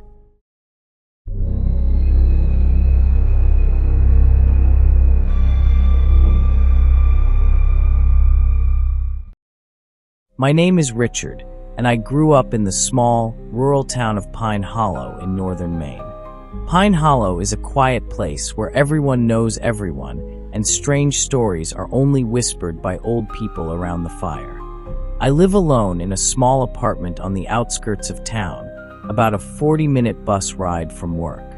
My job at a warehouse a long way away requires me to commute at night, partly because of late shifts and partly because of the limited buses in this small town.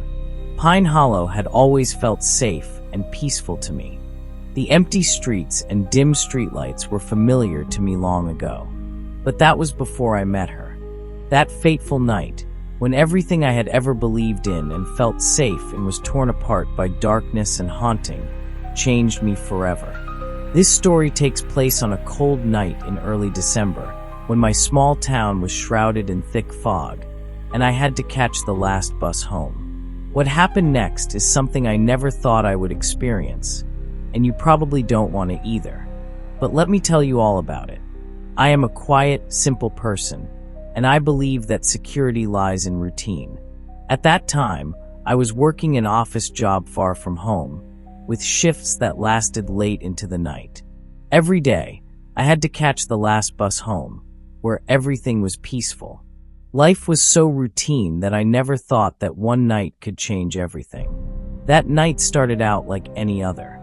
I worked late, wearily trudged out of the office building and waited for the last bus at a deserted bus stop. A cold wind blew through the bare trees, making me shiver. The space around me was plunged into thick darkness, only the dim light of the streetlights casting a patchy raindrop pattern on the ground. As the old bus slowly rolled into the stop, I immediately sensed something was wrong. The bus didn't seem like the one I usually took. The paint was peeling, the windshield was smeared with dirt, and the headlights gave off an odd glow, as if it didn't belong to the present, but to another time. But I pushed aside my unease, telling myself that perhaps this was just a temporary replacement. I climbed aboard. Inside the car, the space was dimly lit by a weak yellow light. There were only a few quiet passengers, each sitting in a different seat, their faces in shadow. No one spoke, no sound except the whine of the engine and the wheels rubbing against the road. I chose a seat near the middle, right next to the window. Beside me was a woman. She didn't look up, her head bowed, her long black hair covering most of her face, and she wore an old gray mask. Her hands were in her lap, but they were motionless, almost frozen. A feeling of unease crept up on me, but I tried to ignore it, staring out the window into the darkness outside. As the conductor approached to collect the fare, the atmosphere in the car seemed heavier. He stopped in front of the woman next to me, asking in a normal voice, but she did not answer. Not a nod, not a movement, as if she were a statue. The silence was too long for me to bear. Wanting to help, I spoke up. "Let me pay her." The conductor gave me a strange look. He didn't say anything, just took the money and continued moving to the back of the car. The woman next to me still didn't react, and this made me start to feel cold. When the bus arrived at my stop, I hurriedly got off. The night outside was even thicker, and the silence was almost suffocating. I lit a cigarette to calm myself, but after only a few steps, I realized something that made my blood run cold. The woman got off the bus with me. She walked slowly, just far enough away that I could feel her presence behind me. My heart was pounding, but I tried to reassure myself. Maybe she lived nearby. It was just a coincidence. But then I noticed something strange. Every time I took a drag on my cigarette, she stopped, keeping her distance. But as soon as the cigarette went out, she started to move closer, her footsteps echoing on the wet ground, each step clear. The anxiety quickly turned to fear. I lit another cigarette, and as before, she stopped, standing still as a ghost. But as I walked and the cigarette was about to burn out, I could clearly feel her footsteps quicken, getting closer and closer. As my last cigarette burned down, I knew I couldn't go on. I couldn't let her catch up. I threw the cigarette, but to the ground, and started running. Her footsteps echoed behind me, no longer silent. I felt like I was being chased by something inhuman. I ran through the dark alleys, my boots pounding the muddy ground, my breath coming in gasps. But her footsteps did not fade. They came closer, as if she were gliding on air. My mind was spinning, and then I remembered. My grandmother's house was nearby. I ran like crazy towards it, my heart pounding. When I got to the door, I knocked loudly and rang the bell repeatedly. The footsteps behind me were now closer. I could feel her chilling breath. But as soon as the door opened, my grandmother's hand grabbed me and pulled me inside. I fell to the floor, gasping for air. My grandmother closed the door and locked it, her eyes filled with panic. As I told her what had happened, she listened silently, her face pale. After a moment, she told me something that made me shudder. She had seen her. As she pulled me in, she glanced over my shoulder. And what she saw was not a woman. It was an evil spirit, she said, her voice trembling. Her face had no features, just a blank mask with a grin that stretched from ear to ear. I couldn't sleep that night. For weeks afterward, I didn't dare catch the late bus. Her image, the silent silhouette, the haunting footsteps, the creepy smile, clung to me like a shadow that would never lift. I didn't know who she was or what she wanted, but I knew one thing for sure. If it weren't for my grandmother, I would never have been able to tell this story.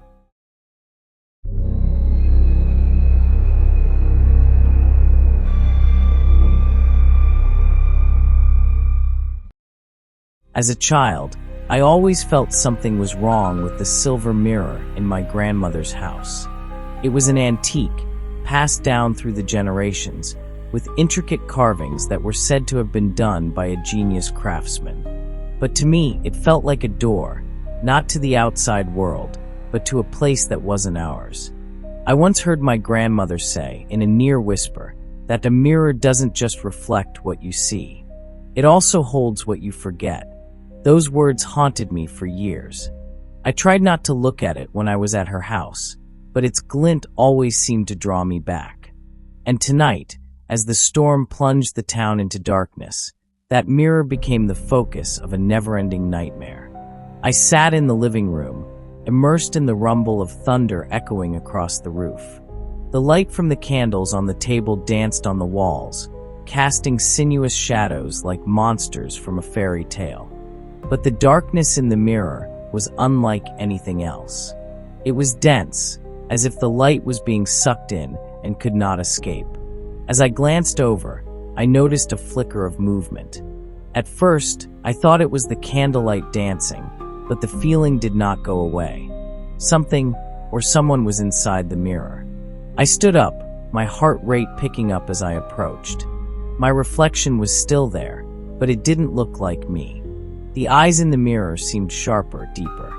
I raised my hand to touch the cold glass, but the reflection didn't catch up to me right away. It paused, as if waiting, and then when I pulled my hand back, it smiled. I stepped back, my breath short and heavy. Before my eyes, the mirror began to tremble slightly, small cracks spreading out from the center like spiderwebs. Each crack emitted a pale light, like moonlight trapped inside. And then, from deep within the mirror, I heard a whisper. They were unlike any language I had ever heard. They were a series of distorted sounds, like muffled whispers. But gradually, I realized the voice was calling my name. Anna, Anna. I froze. How did it know my name? The whispering gradually became clearer, and finally, I heard clear words. Let me go. The whispers turned to screams, like 1,000 voices all at once. I backed away, bumping into a table and knocking a candle to the floor. The small flame flared up for a split second, but I paid it no mind. The mirror began to rise like a living thing, the glass bulging and slamming into the frame. A hand reached out from the glass, fingers long and thin with sharp black claws. It clawed at the air, making a sound like metal scraping on stone. I screamed, grabbed the remaining candle on the table, and threw it straight at the mirror. Glass shattered, shards flying through the air. I thought it was all over, but instead, the room fell into a deadly silence. I heard footsteps behind me. Slow, heavy. My heart stopped as I turned and saw her standing there, outside the mirror, in my living room. She looked like me, but not exactly. Her face was pale, her eyes hollow, bottomless black holes. Her hair was loose, but it moved as if blown by the wind even though the room was completely still. She smiled, and I saw that her mouth was so wide that it almost split her face in two. Her razor-sharp teeth glinted in the dim light. I have waited too long, she said, her voice echoing throughout the room. She walked towards me, each step making the air in the room feel stuffy. I felt like I couldn't breathe, and my feet seemed to be nailed to the floor. She tilted her head, her eyes seemed to pierce right through me.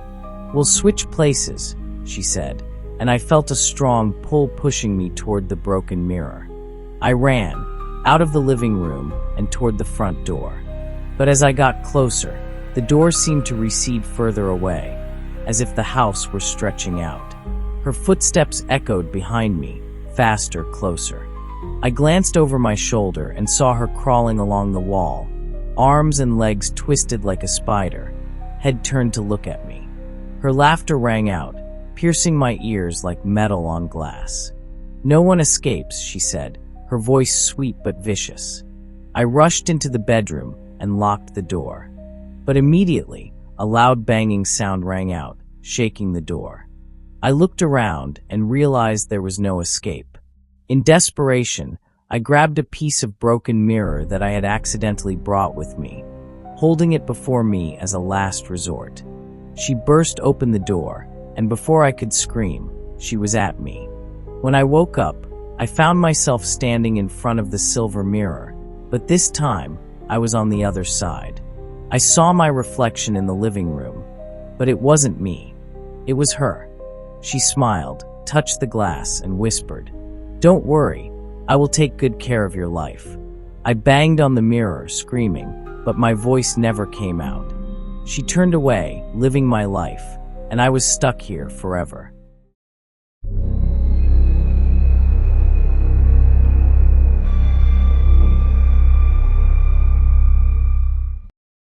As a child, I lived in a small town where every corner bore the mark of fanaticism. At the center of the town was a large church, where we were all taught that faith was not only the foundation of life, but also the only key to survival through the end of days. It was not a normal teaching about hope and salvation. Our church focused specifically on an event they called the rapture, a moment when chosen souls would be taken to heaven, free from the destruction and suffering that awaited the rest of humanity. They teach that the sure sign of your being chosen is tongues, a divine gift, the language of heaven. Those who cannot speak this language will be left behind, eternally damned to live through the last day and be damned to hell. For a child, this idea was more than a religious lesson. It was haunting. I lay awake at night, staring at the ceiling, trying to hear the angels' trumpets, the signal that the rapture had come. But it wasn't the trumpets I heard. Sometimes I heard strange whispers in the wind or faint noises coming from dark corners. My mother always told me it was just my imagination, but deep down I knew that something was wrong, unnatural, creeping into our lives. The church services, the hours-long prayers for divine gifts, the stern warnings from the pastor, all of these shaped my childhood. But what was scarier than all of this was the silence. The silence of heaven as I prayed for a gift I never received. The silence of the eyes around the altar as people looked at me with pity and a hint of contempt. And above all, the silence of the waiting shadows, seemingly knowing something I didn't yet realize. But the silence did not last forever. It was when I was 16, when the darkness began to move, when the gift I had been waiting for finally arrived. But it was not like I had imagined. The gift was not from heaven. It was from somewhere else, a place that none of us were prepared to face. And this story I tell is a warning, a testament from someone who saw the unseen and lived to tell it. But I don't know how much longer I can keep it, because I carry more than just this story. I carry what was awakened that night, and it grows every day inside me. Hours-long church services were a familiar part of my life. After the pastor finished his sermon filled with terrifying images of hell, people would approach the altar to ask for the gift of tongues. Crowds gathered around the altar, screams, cries, and almost hysterical whispers filled the air. People raised their hands to the sky, eyes filled with anguish, bodies shaking and sweating, as if fighting an invisible entity. I would often kneel in the midst of those crowds, praying until my voice was hoarse, but never sense any divine presence. Beside me, others would suddenly begin to mumble incoherent words, collapse, and be declared saved. But I remained silent, alone in the chaos. Every time, I left the church with a sore throat, sweat-soaked clothes, and a haunting sense of failure. Every time I couldn't speak in tongues, my fear grew. I had dreams of being left behind on earth when the rapture happened, being chased by shapeless shadows. There were nights when I woke up in a cold sweat, feeling like something was staring at me from the dark corners of my room. When I was 16, the cult emphasized more and more that the rapture was imminent. Each service became more intense, the altar calls more desperate. One night, the pastor took me aside and advised me to simply repeat the word hallelujah. God, she said, would use those words to give me my gift. At the altar, I followed suit, shouting hallelujah over and over again until my voice cracked. All around me, hands were placed on my shoulders and back, and whispers of encouragement rang out from all sides. My head was spinning, and my body no longer belonged to me. Syllables began to stumble, jumble, and then dissolve into a series of meaningless sounds. Around me, the crowd cheered in excitement. But in that moment, I felt a change. The air around me became thick, as if weighed down by an invisible entity. A coldness pierced my body, unlike any feeling I had ever experienced. It was not the joy of salvation. It was like a sharp claw digging into my mind. That night, when I returned home, I lay awake in bed, feeling empty and uneasy. The room was dark, but not like before. I felt as if the darkness was moving, as if it were watching me. As I closed my eyes, I heard a whisper, very soft but clear. It was not my voice, but it seemed to come from my own mouth. The words did not belong to any language on earth. A cold feeling filled my body as the whisper stopped, leaving only one sentence. Not yet, but soon. In the weeks that followed, I no longer felt like myself. There were moments when I couldn't remember what I had been doing for the past few minutes. Sometimes I would wake up, standing in the middle of a room in the dark, and not know why. The whisper was no longer limited to dreams. It echoed in my head when I woke up, when I worked, when I walked down the street. It became part of me. Years passed. I left the cult, left the small town where I grew up. But the infestation never left me. One night, while washing dishes, I felt a sharp pain in my chest. My throat tightened, and my mouth began to move on its own. Strange, horrible sounds came out again. The darkness in the kitchen seemed to grow, to spread, to encompass everything. I felt the presence of something not of this world. It was no longer just a voice in my head. It had become a part of me, a living entity rising from deep within. I know I'm not the only one. People who have been in cults, people who have spoken in tongues, all feel the connection. An invisible web binds us, pulling us into a dark scheme from which we cannot escape. Last night, when I looked in the mirror, I saw something that was not myself. The eyes in the mirror were deep, as if leading into a bottomless abyss. The smile did not belong to me, and the voice that came out of my mouth was not mine. It's time. I realized that the gift I had been praying for was not salvation. It was a curse, a mark of invasion, and now I was no longer in control of my fate. Something had escaped, and it would not stop.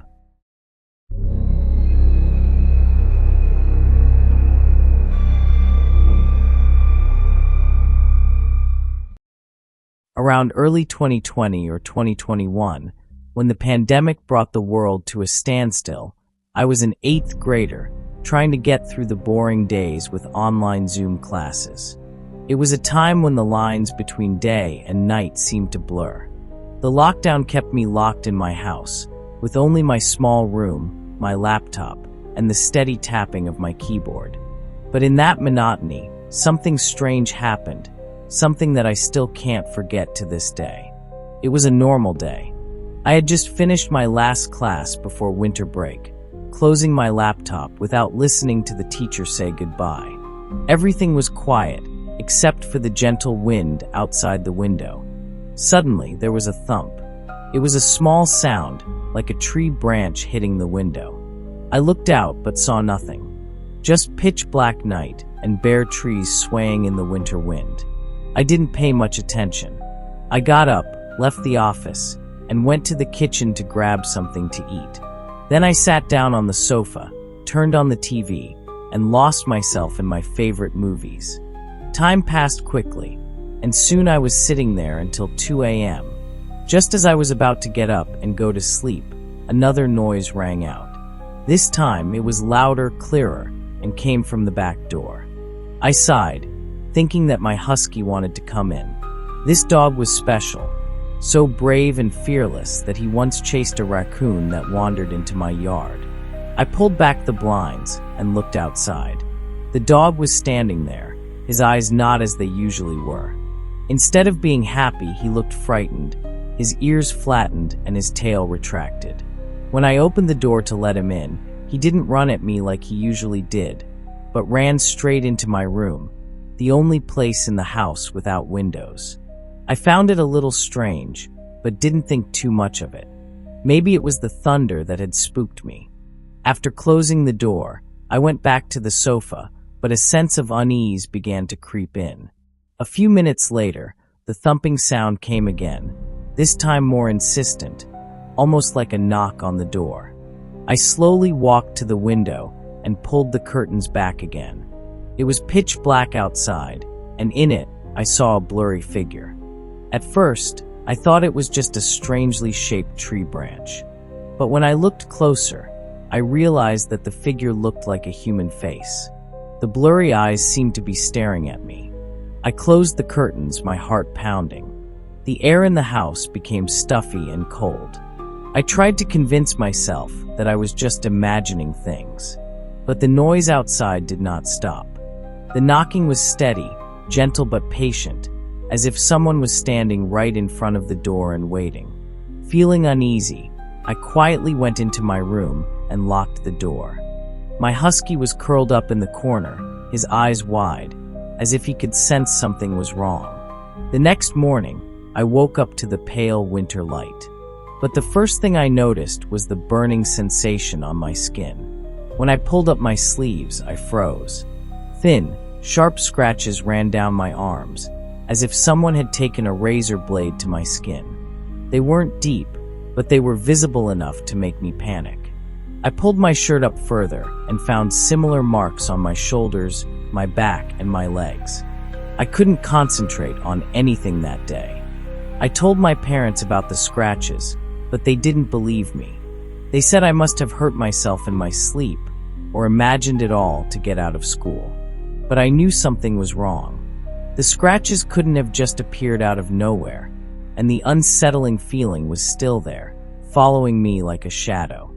In the days that followed, things got stranger. The noises outside my window became more frequent, especially at night. The scratches continued to appear, a constant reminder that I wasn't safe. Sometimes I even sensed a presence in the room, a cold feeling, as if someone were standing right behind me, staring at me. One night, as I lay in bed, the knocking came again, louder and more insistent. My husky growled, his eyes fixed on the door as if he saw something I couldn't see. I trembled, not daring to move. After a few minutes, the noise stopped, but the air in the room felt suffocated. My chest felt heavy, and when I closed my eyes, I felt like dark shadows were crawling around my bed. As time passed, the scratches began to change. They were no longer simple lines, but strange shapes, like ancient symbols or signs. I had no idea what they meant, but they made me feel like I was being marked, like someone, or something, was trying to communicate a message. When the lockdown finally lifted, my family decided to move to another place. As soon as we left the old house, the scratches and noises disappeared. But the small scars remained, a haunting reminder of those days. Sometimes, on cold winter nights, I would hear a thumping sound in the wind. And each time, I would wonder what had really happened during those long nights, and if it was ever really over.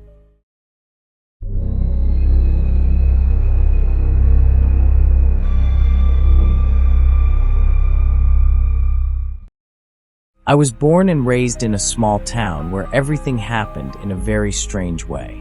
This was not a place with fairy tales or the romance of the peaceful countryside. My town was a place where people lived in oppressive silence, an unwritten rule that no one dared to break. Everyone had to be in bed by 10 p.m. It's not just a habit. It's a rule, an unwritten rule, but one that's visible in every worried look on the faces of the people. Children are reminded that 10 p.m. is the cutoff. Adults never stay for a chat or another cup of tea when the clock strikes 9:45. Even stray dogs know to slink off into the shadows before the clock strikes midnight. When I was a kid, I used to ask my parents why this was the case. Why does everyone have to go to bed so early? And their answer was always the same. That's the way things have always been. But their tone, a tone of fear and caution, made me realize that the answer wasn't as simple as they said. My curiosity grew as I grew older. The town I lived in had nothing remarkable about it. No landmarks, no big factories, no events that attracted outsiders. But there was one strange thing I couldn't help but notice. No one talked about the night. No one talked about what happened after 10 o'clock. If I got up later to get a drink of water, my house was plunged into an eerie silence. The darkness outside the window was so thick that it seemed to absorb all the light. Nights like that always made me feel like something was watching me. Things got even stranger when I began to hear whispers among the town's adults. One time, I overheard my mother telling a neighbor he wouldn't comply, and then he never woke up again. When they realized I was eavesdropping, they fell silent, but the look of fear in their eyes was enough to make me tremble. Part of me knew something was being hidden. The other part, naive as it was, decided I had to find out. That's why one night, when I was just 14, I decided to stay up past 10 p.m. I wanted to know what really happened after the cutoff time. I did everything as usual. Dinner at 7, watched TV with my parents until 9, then went to my bedroom to do my homework. But instead of sleeping, I pretended to lie in bed, closed my eyes, and waited. I lay still, listening to the breathing of the house, feeling the silence as the clock struck 10. As the second hand reached the last mark of the 10th hour, everything changed. There was no sound from outside. The night insects, which were usually the endless soundtrack of the countryside, had disappeared.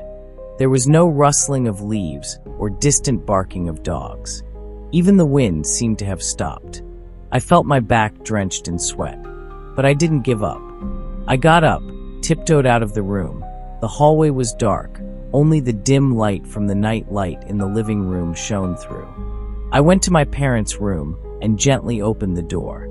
They were sleeping soundly, their faces strangely peaceful, as if they no longer existed in this world. I stood there looking at them for a long time, suddenly feeling my heart beat faster as I sensed that something was wrong. I closed the door and walked down the stairs. But at that moment, I felt something present. Not a sound, not a sight, but a strange oppressive feeling, a cold air seeping into my skin, as if something was standing right behind me. I tried not to look back. My mind told me that if I did, I wouldn't be myself. Instead, I walked slowly to the living room window, pulled the curtains back a little, and looked out. At first, all I saw was darkness, but then, in the gap between the street lamps, I recognized a figure. The figure stood still, motionless in the darkness. It was taller than a normal man. Its body was so thin it was almost skeletal, and even from a distance I could see clearly its face was a swirling black void. There were no eyes, no mouth, just a bottomless pit that sucked my gaze in. I stepped back, my heart pounding. But before I could do anything, there was a sound. A knock on the door. At first it was gentle, almost a harmless knock. But then it became more intense, the rhythm so intense that I could feel the floor shaking beneath my feet. I was frozen, unable to move, just staring at the trembling wooden door. The knocking stopped. Silence fell. And then, from the other side of the door, I heard a deep, cold voice like the north wind. "Why are you still awake?" I don't remember exactly what happened next. I just ran upstairs, shut the door, and ducked into the closet. Outside, I heard footsteps. Not just one, but many. They circled the house, like hunters hunting for prey. I closed my eyes and waited until silence returned. The next morning, I woke up in my room. But something had changed. I felt cold inside, as if a part of my soul had been taken away that night. And when I looked in the mirror, I noticed something different. My eyes were no longer the same. They were deeper, darker, like the swirling pit I had seen. From then on, I never stayed up past 10 p.m. But sometimes, when I passed by the mirror or saw my reflection in the window, I had the feeling that those eyes were still watching me. And every time the clock strikes 10 p.m., I wonder, am I still myself? Or have I become part of something bigger, scarier, waiting in the dark?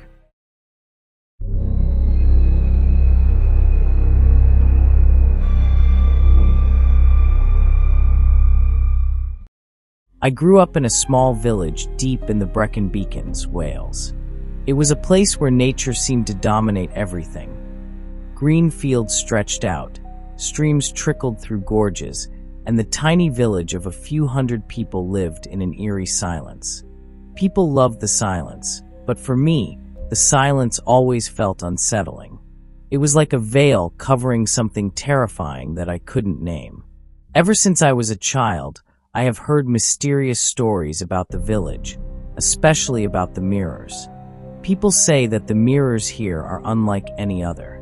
They not only reflect the present, but also hold fragments of the past, memories, spirits, and sometimes things that do not belong to this world. These stories are often told on cold winter nights, around the fire, when adults want to scare children into not being naughty. But even though people say it half-jokingly, the mirrors in the village always give me an eerie feeling, as if they have eyes of their own, watching my every move. It was a cold winter night. The wind from the hills blew through the houses, making a hissing sound like a distant cry. I had just finished a long day of work, sitting in my small room reading an old book. The light from the table lamp cast strange shadows on the wall. I remember clearly that I felt something was wrong from the beginning. An unnatural silence fell over the village. Not a comfortable silence, but a different kind of silence, as if all sound had been sucked out. I tried to sleep, but my mind was plagued by random thoughts.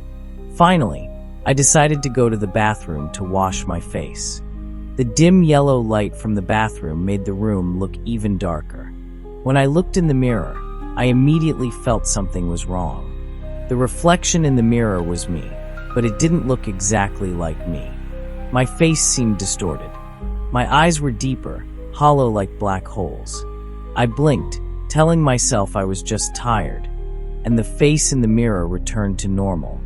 But as soon as I bent down to splash water on my face and looked up again, the image had changed again. This time, the face in the mirror was not only distorted, but had a terrifyingly wide smile. The strangest thing was that I didn't move, but the image in the mirror bowed its head, tilted to one side, as if observing me from a different angle. My heart pounded in my chest. I took a step back, hitting the wall behind me, but my eyes still couldn't leave the mirror. The reflection grinned, eyes shining, and then began to mumble something incomprehensible. The sound did not come from the mirror, but echoed in my head, like the wind whistling through a crack in the door, cold and piercing. The next morning, I couldn't shake off what I had seen. I tried to tell Mrs. Gwyneth, an old woman in the village who was famous for her paranormal stories. She wasn't surprised when I told her, but her eyes darkened.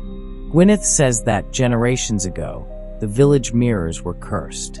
They were not simply reflections, but portals to another world, a dark, empty place where lost souls were trapped forever. According to her, if someone looked into a mirror for too long, the replica in the mirror would come to life. And if that duplicate was strong enough, it could replace you. I didn't know what to do. I tried to stay away from all mirrors in the house, but the other night things got worse. It was an oddly quiet night. I was sitting on my bed when I noticed a faint light reflecting off the small mirror in the room. I didn't want to look at it, but my eyes were drawn in, unable to resist. This time, it wasn't just my distorted face. I saw another figure, a shadow, standing behind me in the mirror. It was tall and thin, with pale, waxy skin and eyes that weren't eyes. They were dark, hollow pits that sucked up all the light in the room. The figure didn't just stand there. It approached me through the mirror, as if the thin glass were no barrier. I couldn't scream or turn away. My whole body froze. When its hand touched the surface of the mirror, I felt a chill through the air, as if it were pulling me toward it. I jumped up, gasping, my whole body shaking. The cold still clung to me, as if the figure had never really gone. I left the village soon after. I couldn't take it anymore. I left everything behind: my house, my friends, my childhood memories. But I couldn't escape what I had been through. The image of the face in the mirror, a face that wasn't mine, still haunted me every night. I have tried to avoid looking in any mirrors since then. I don't cut my hair in front of a mirror. I don't look in the bus mirror. I don't even use the little mirror in my pocket. But even as I avoid mirrors, I still feel it. A gaze from somewhere, an invisible presence watching my every move. Sometimes, I hear whispering in the night. Not loud, but enough to wake me up. And every time I close my eyes, I see those empty eyes staring straight at me from the darkness. I realize that once you look too long, you can never escape it. The mirrors took a part of me. Or maybe, I left a part of myself in them. What really happened in that village, I don't know. But I do know one thing. What I see in the mirror now is no longer me.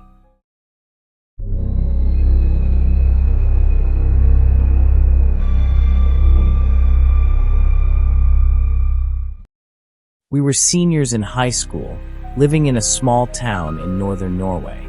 The town was nestled at the foot of a remote mountain range, where snow covered the sky all year round, and in the winter, the northern lights danced across the sky. With a week-long spring break coming up, a group of us, myself, Eric, and Anders, decided to take some time away from the sleepy little town and explore the forest next to Storsjön Lake. The campsite we chose was a remote area about 30 kilometers from town, with no cell service and no human settlements. A small trail led into the forest, past giant birch trees, and lost in the wild landscape. Eric, the energetic leader of the whole project, said it would be perfect for a memorable holiday. Anders was quieter, but agreed, as he loved nature and landscape photography. Since that morning, we had packed Eric's dad's pickup truck, tent, sleeping bags, fishing gear, and some extra food. None of us had thought to bring weapons or anything to defend ourselves. The woods had always been peaceful, save for old tales of witches and wood spirits that the town elders told to scare the kids. As the sun set in the west, we reached the edge of the forest. Eric laughed, pointing to a small path leading deeper into the forest. Camping here is too mundane. We have to go further, where no one can find us. Anders and I agreed. As we entered the forest, the air was chilly, a far cry from the warm days of early spring. The scent of damp earth and rotting leaves enveloped us. The sound of the wind whistling through the tall trees added to the eerie atmosphere. We walked for about an hour until we reached the shores of Storsjön Lake. The calm water reflected the gray sky above, and a flat area near the lake became our campsite. That evening, things started out fairly peacefully. Eric lit a fire, and we grilled meat while telling jokes. Anders took a few shots of the lake and the sky, the reflections of the firelight creating a scene that was both beautiful and eerie. I couldn't deny that the place was unusually quiet, but sometimes I felt something that was hard to explain. Whenever I looked out into the distance, I'd sense movement at the edge of my vision, a shadow passing by, but when I focused, there was nothing there. As night fell, the temperature dropped sharply, and we decided to go into the tent to sleep. Before going to sleep, Eric reminded me to check the tent zipper. He always joked about strangers in the woods, but this time his tone was somewhat serious. I laughed and told him not to worry too much. After all, what could happen in a remote place like this? As I lay down and tried to sleep, the howling of the wind outside mingled with the murmur of the lake. Everything seemed calm, but I couldn't shake the strange feeling I'd had earlier. Something was wrong, but I couldn't quite put my finger on it. As the first light filtered through the canopy, I woke up to a strange feeling. Not because of the cold or the noise outside, but because of an unnatural silence. I should have heard birdsong or the wind blowing through the woods, but instead everything seemed muffled, muted, and heavy. Eric and Anders were still fast asleep, their breathing steady in the tent. I went outside, stood in front of the dying campfire, and tried to breathe in the fresh air. The scenery around the lake was still picturesque, but something made me uneasy. I looked toward the forest. Out of the corner of my eye, I saw a shadow moving among the trees again. This time, I was sure it wasn't my imagination. It seemed like something, or someone, was watching us from the shadows. I shivered involuntarily.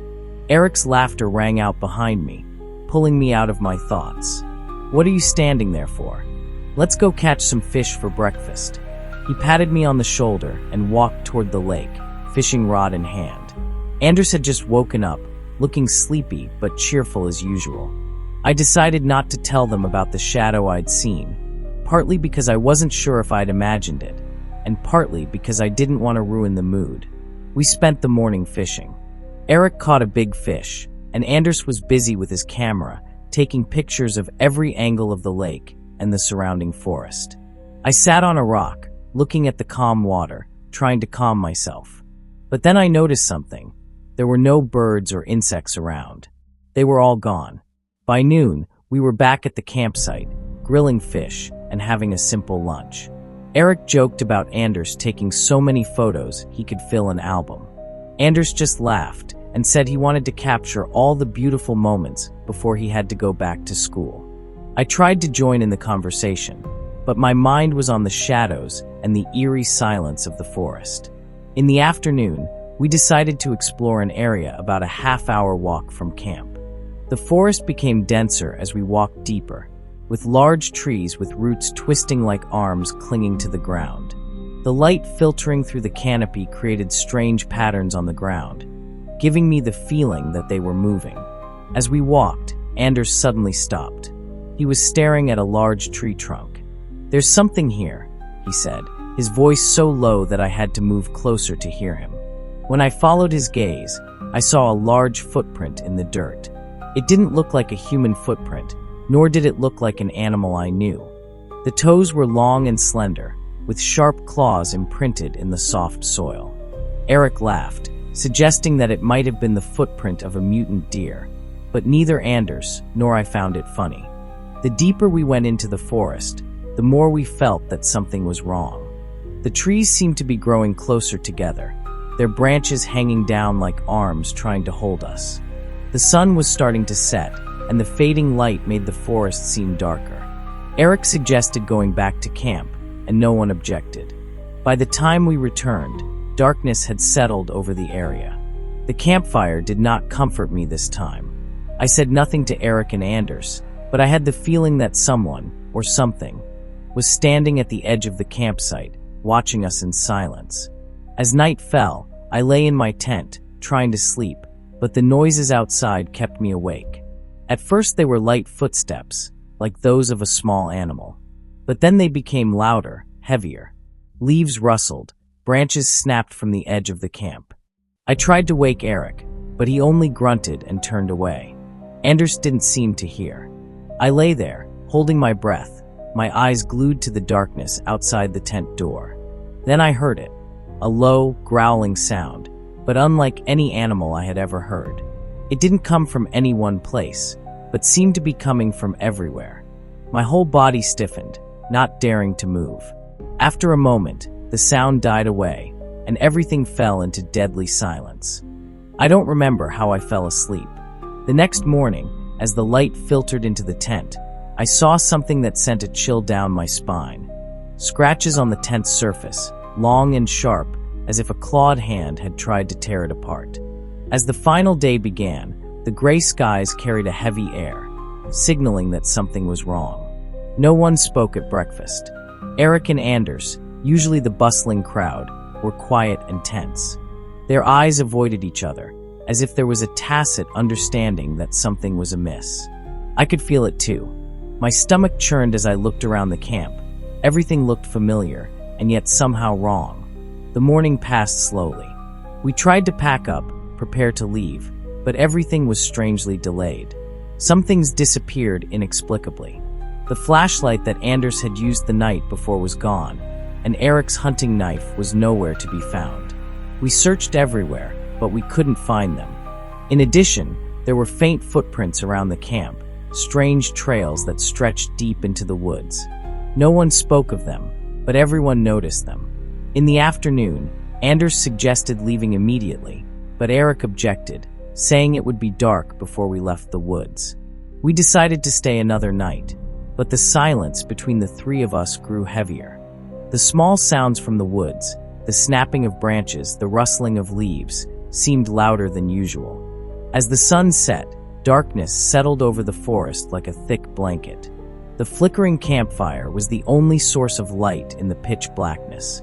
The darkness was not only all-consuming, but it also gave the impression of being watched, as if hundreds of eyes were staring from the treetops. No one spoke.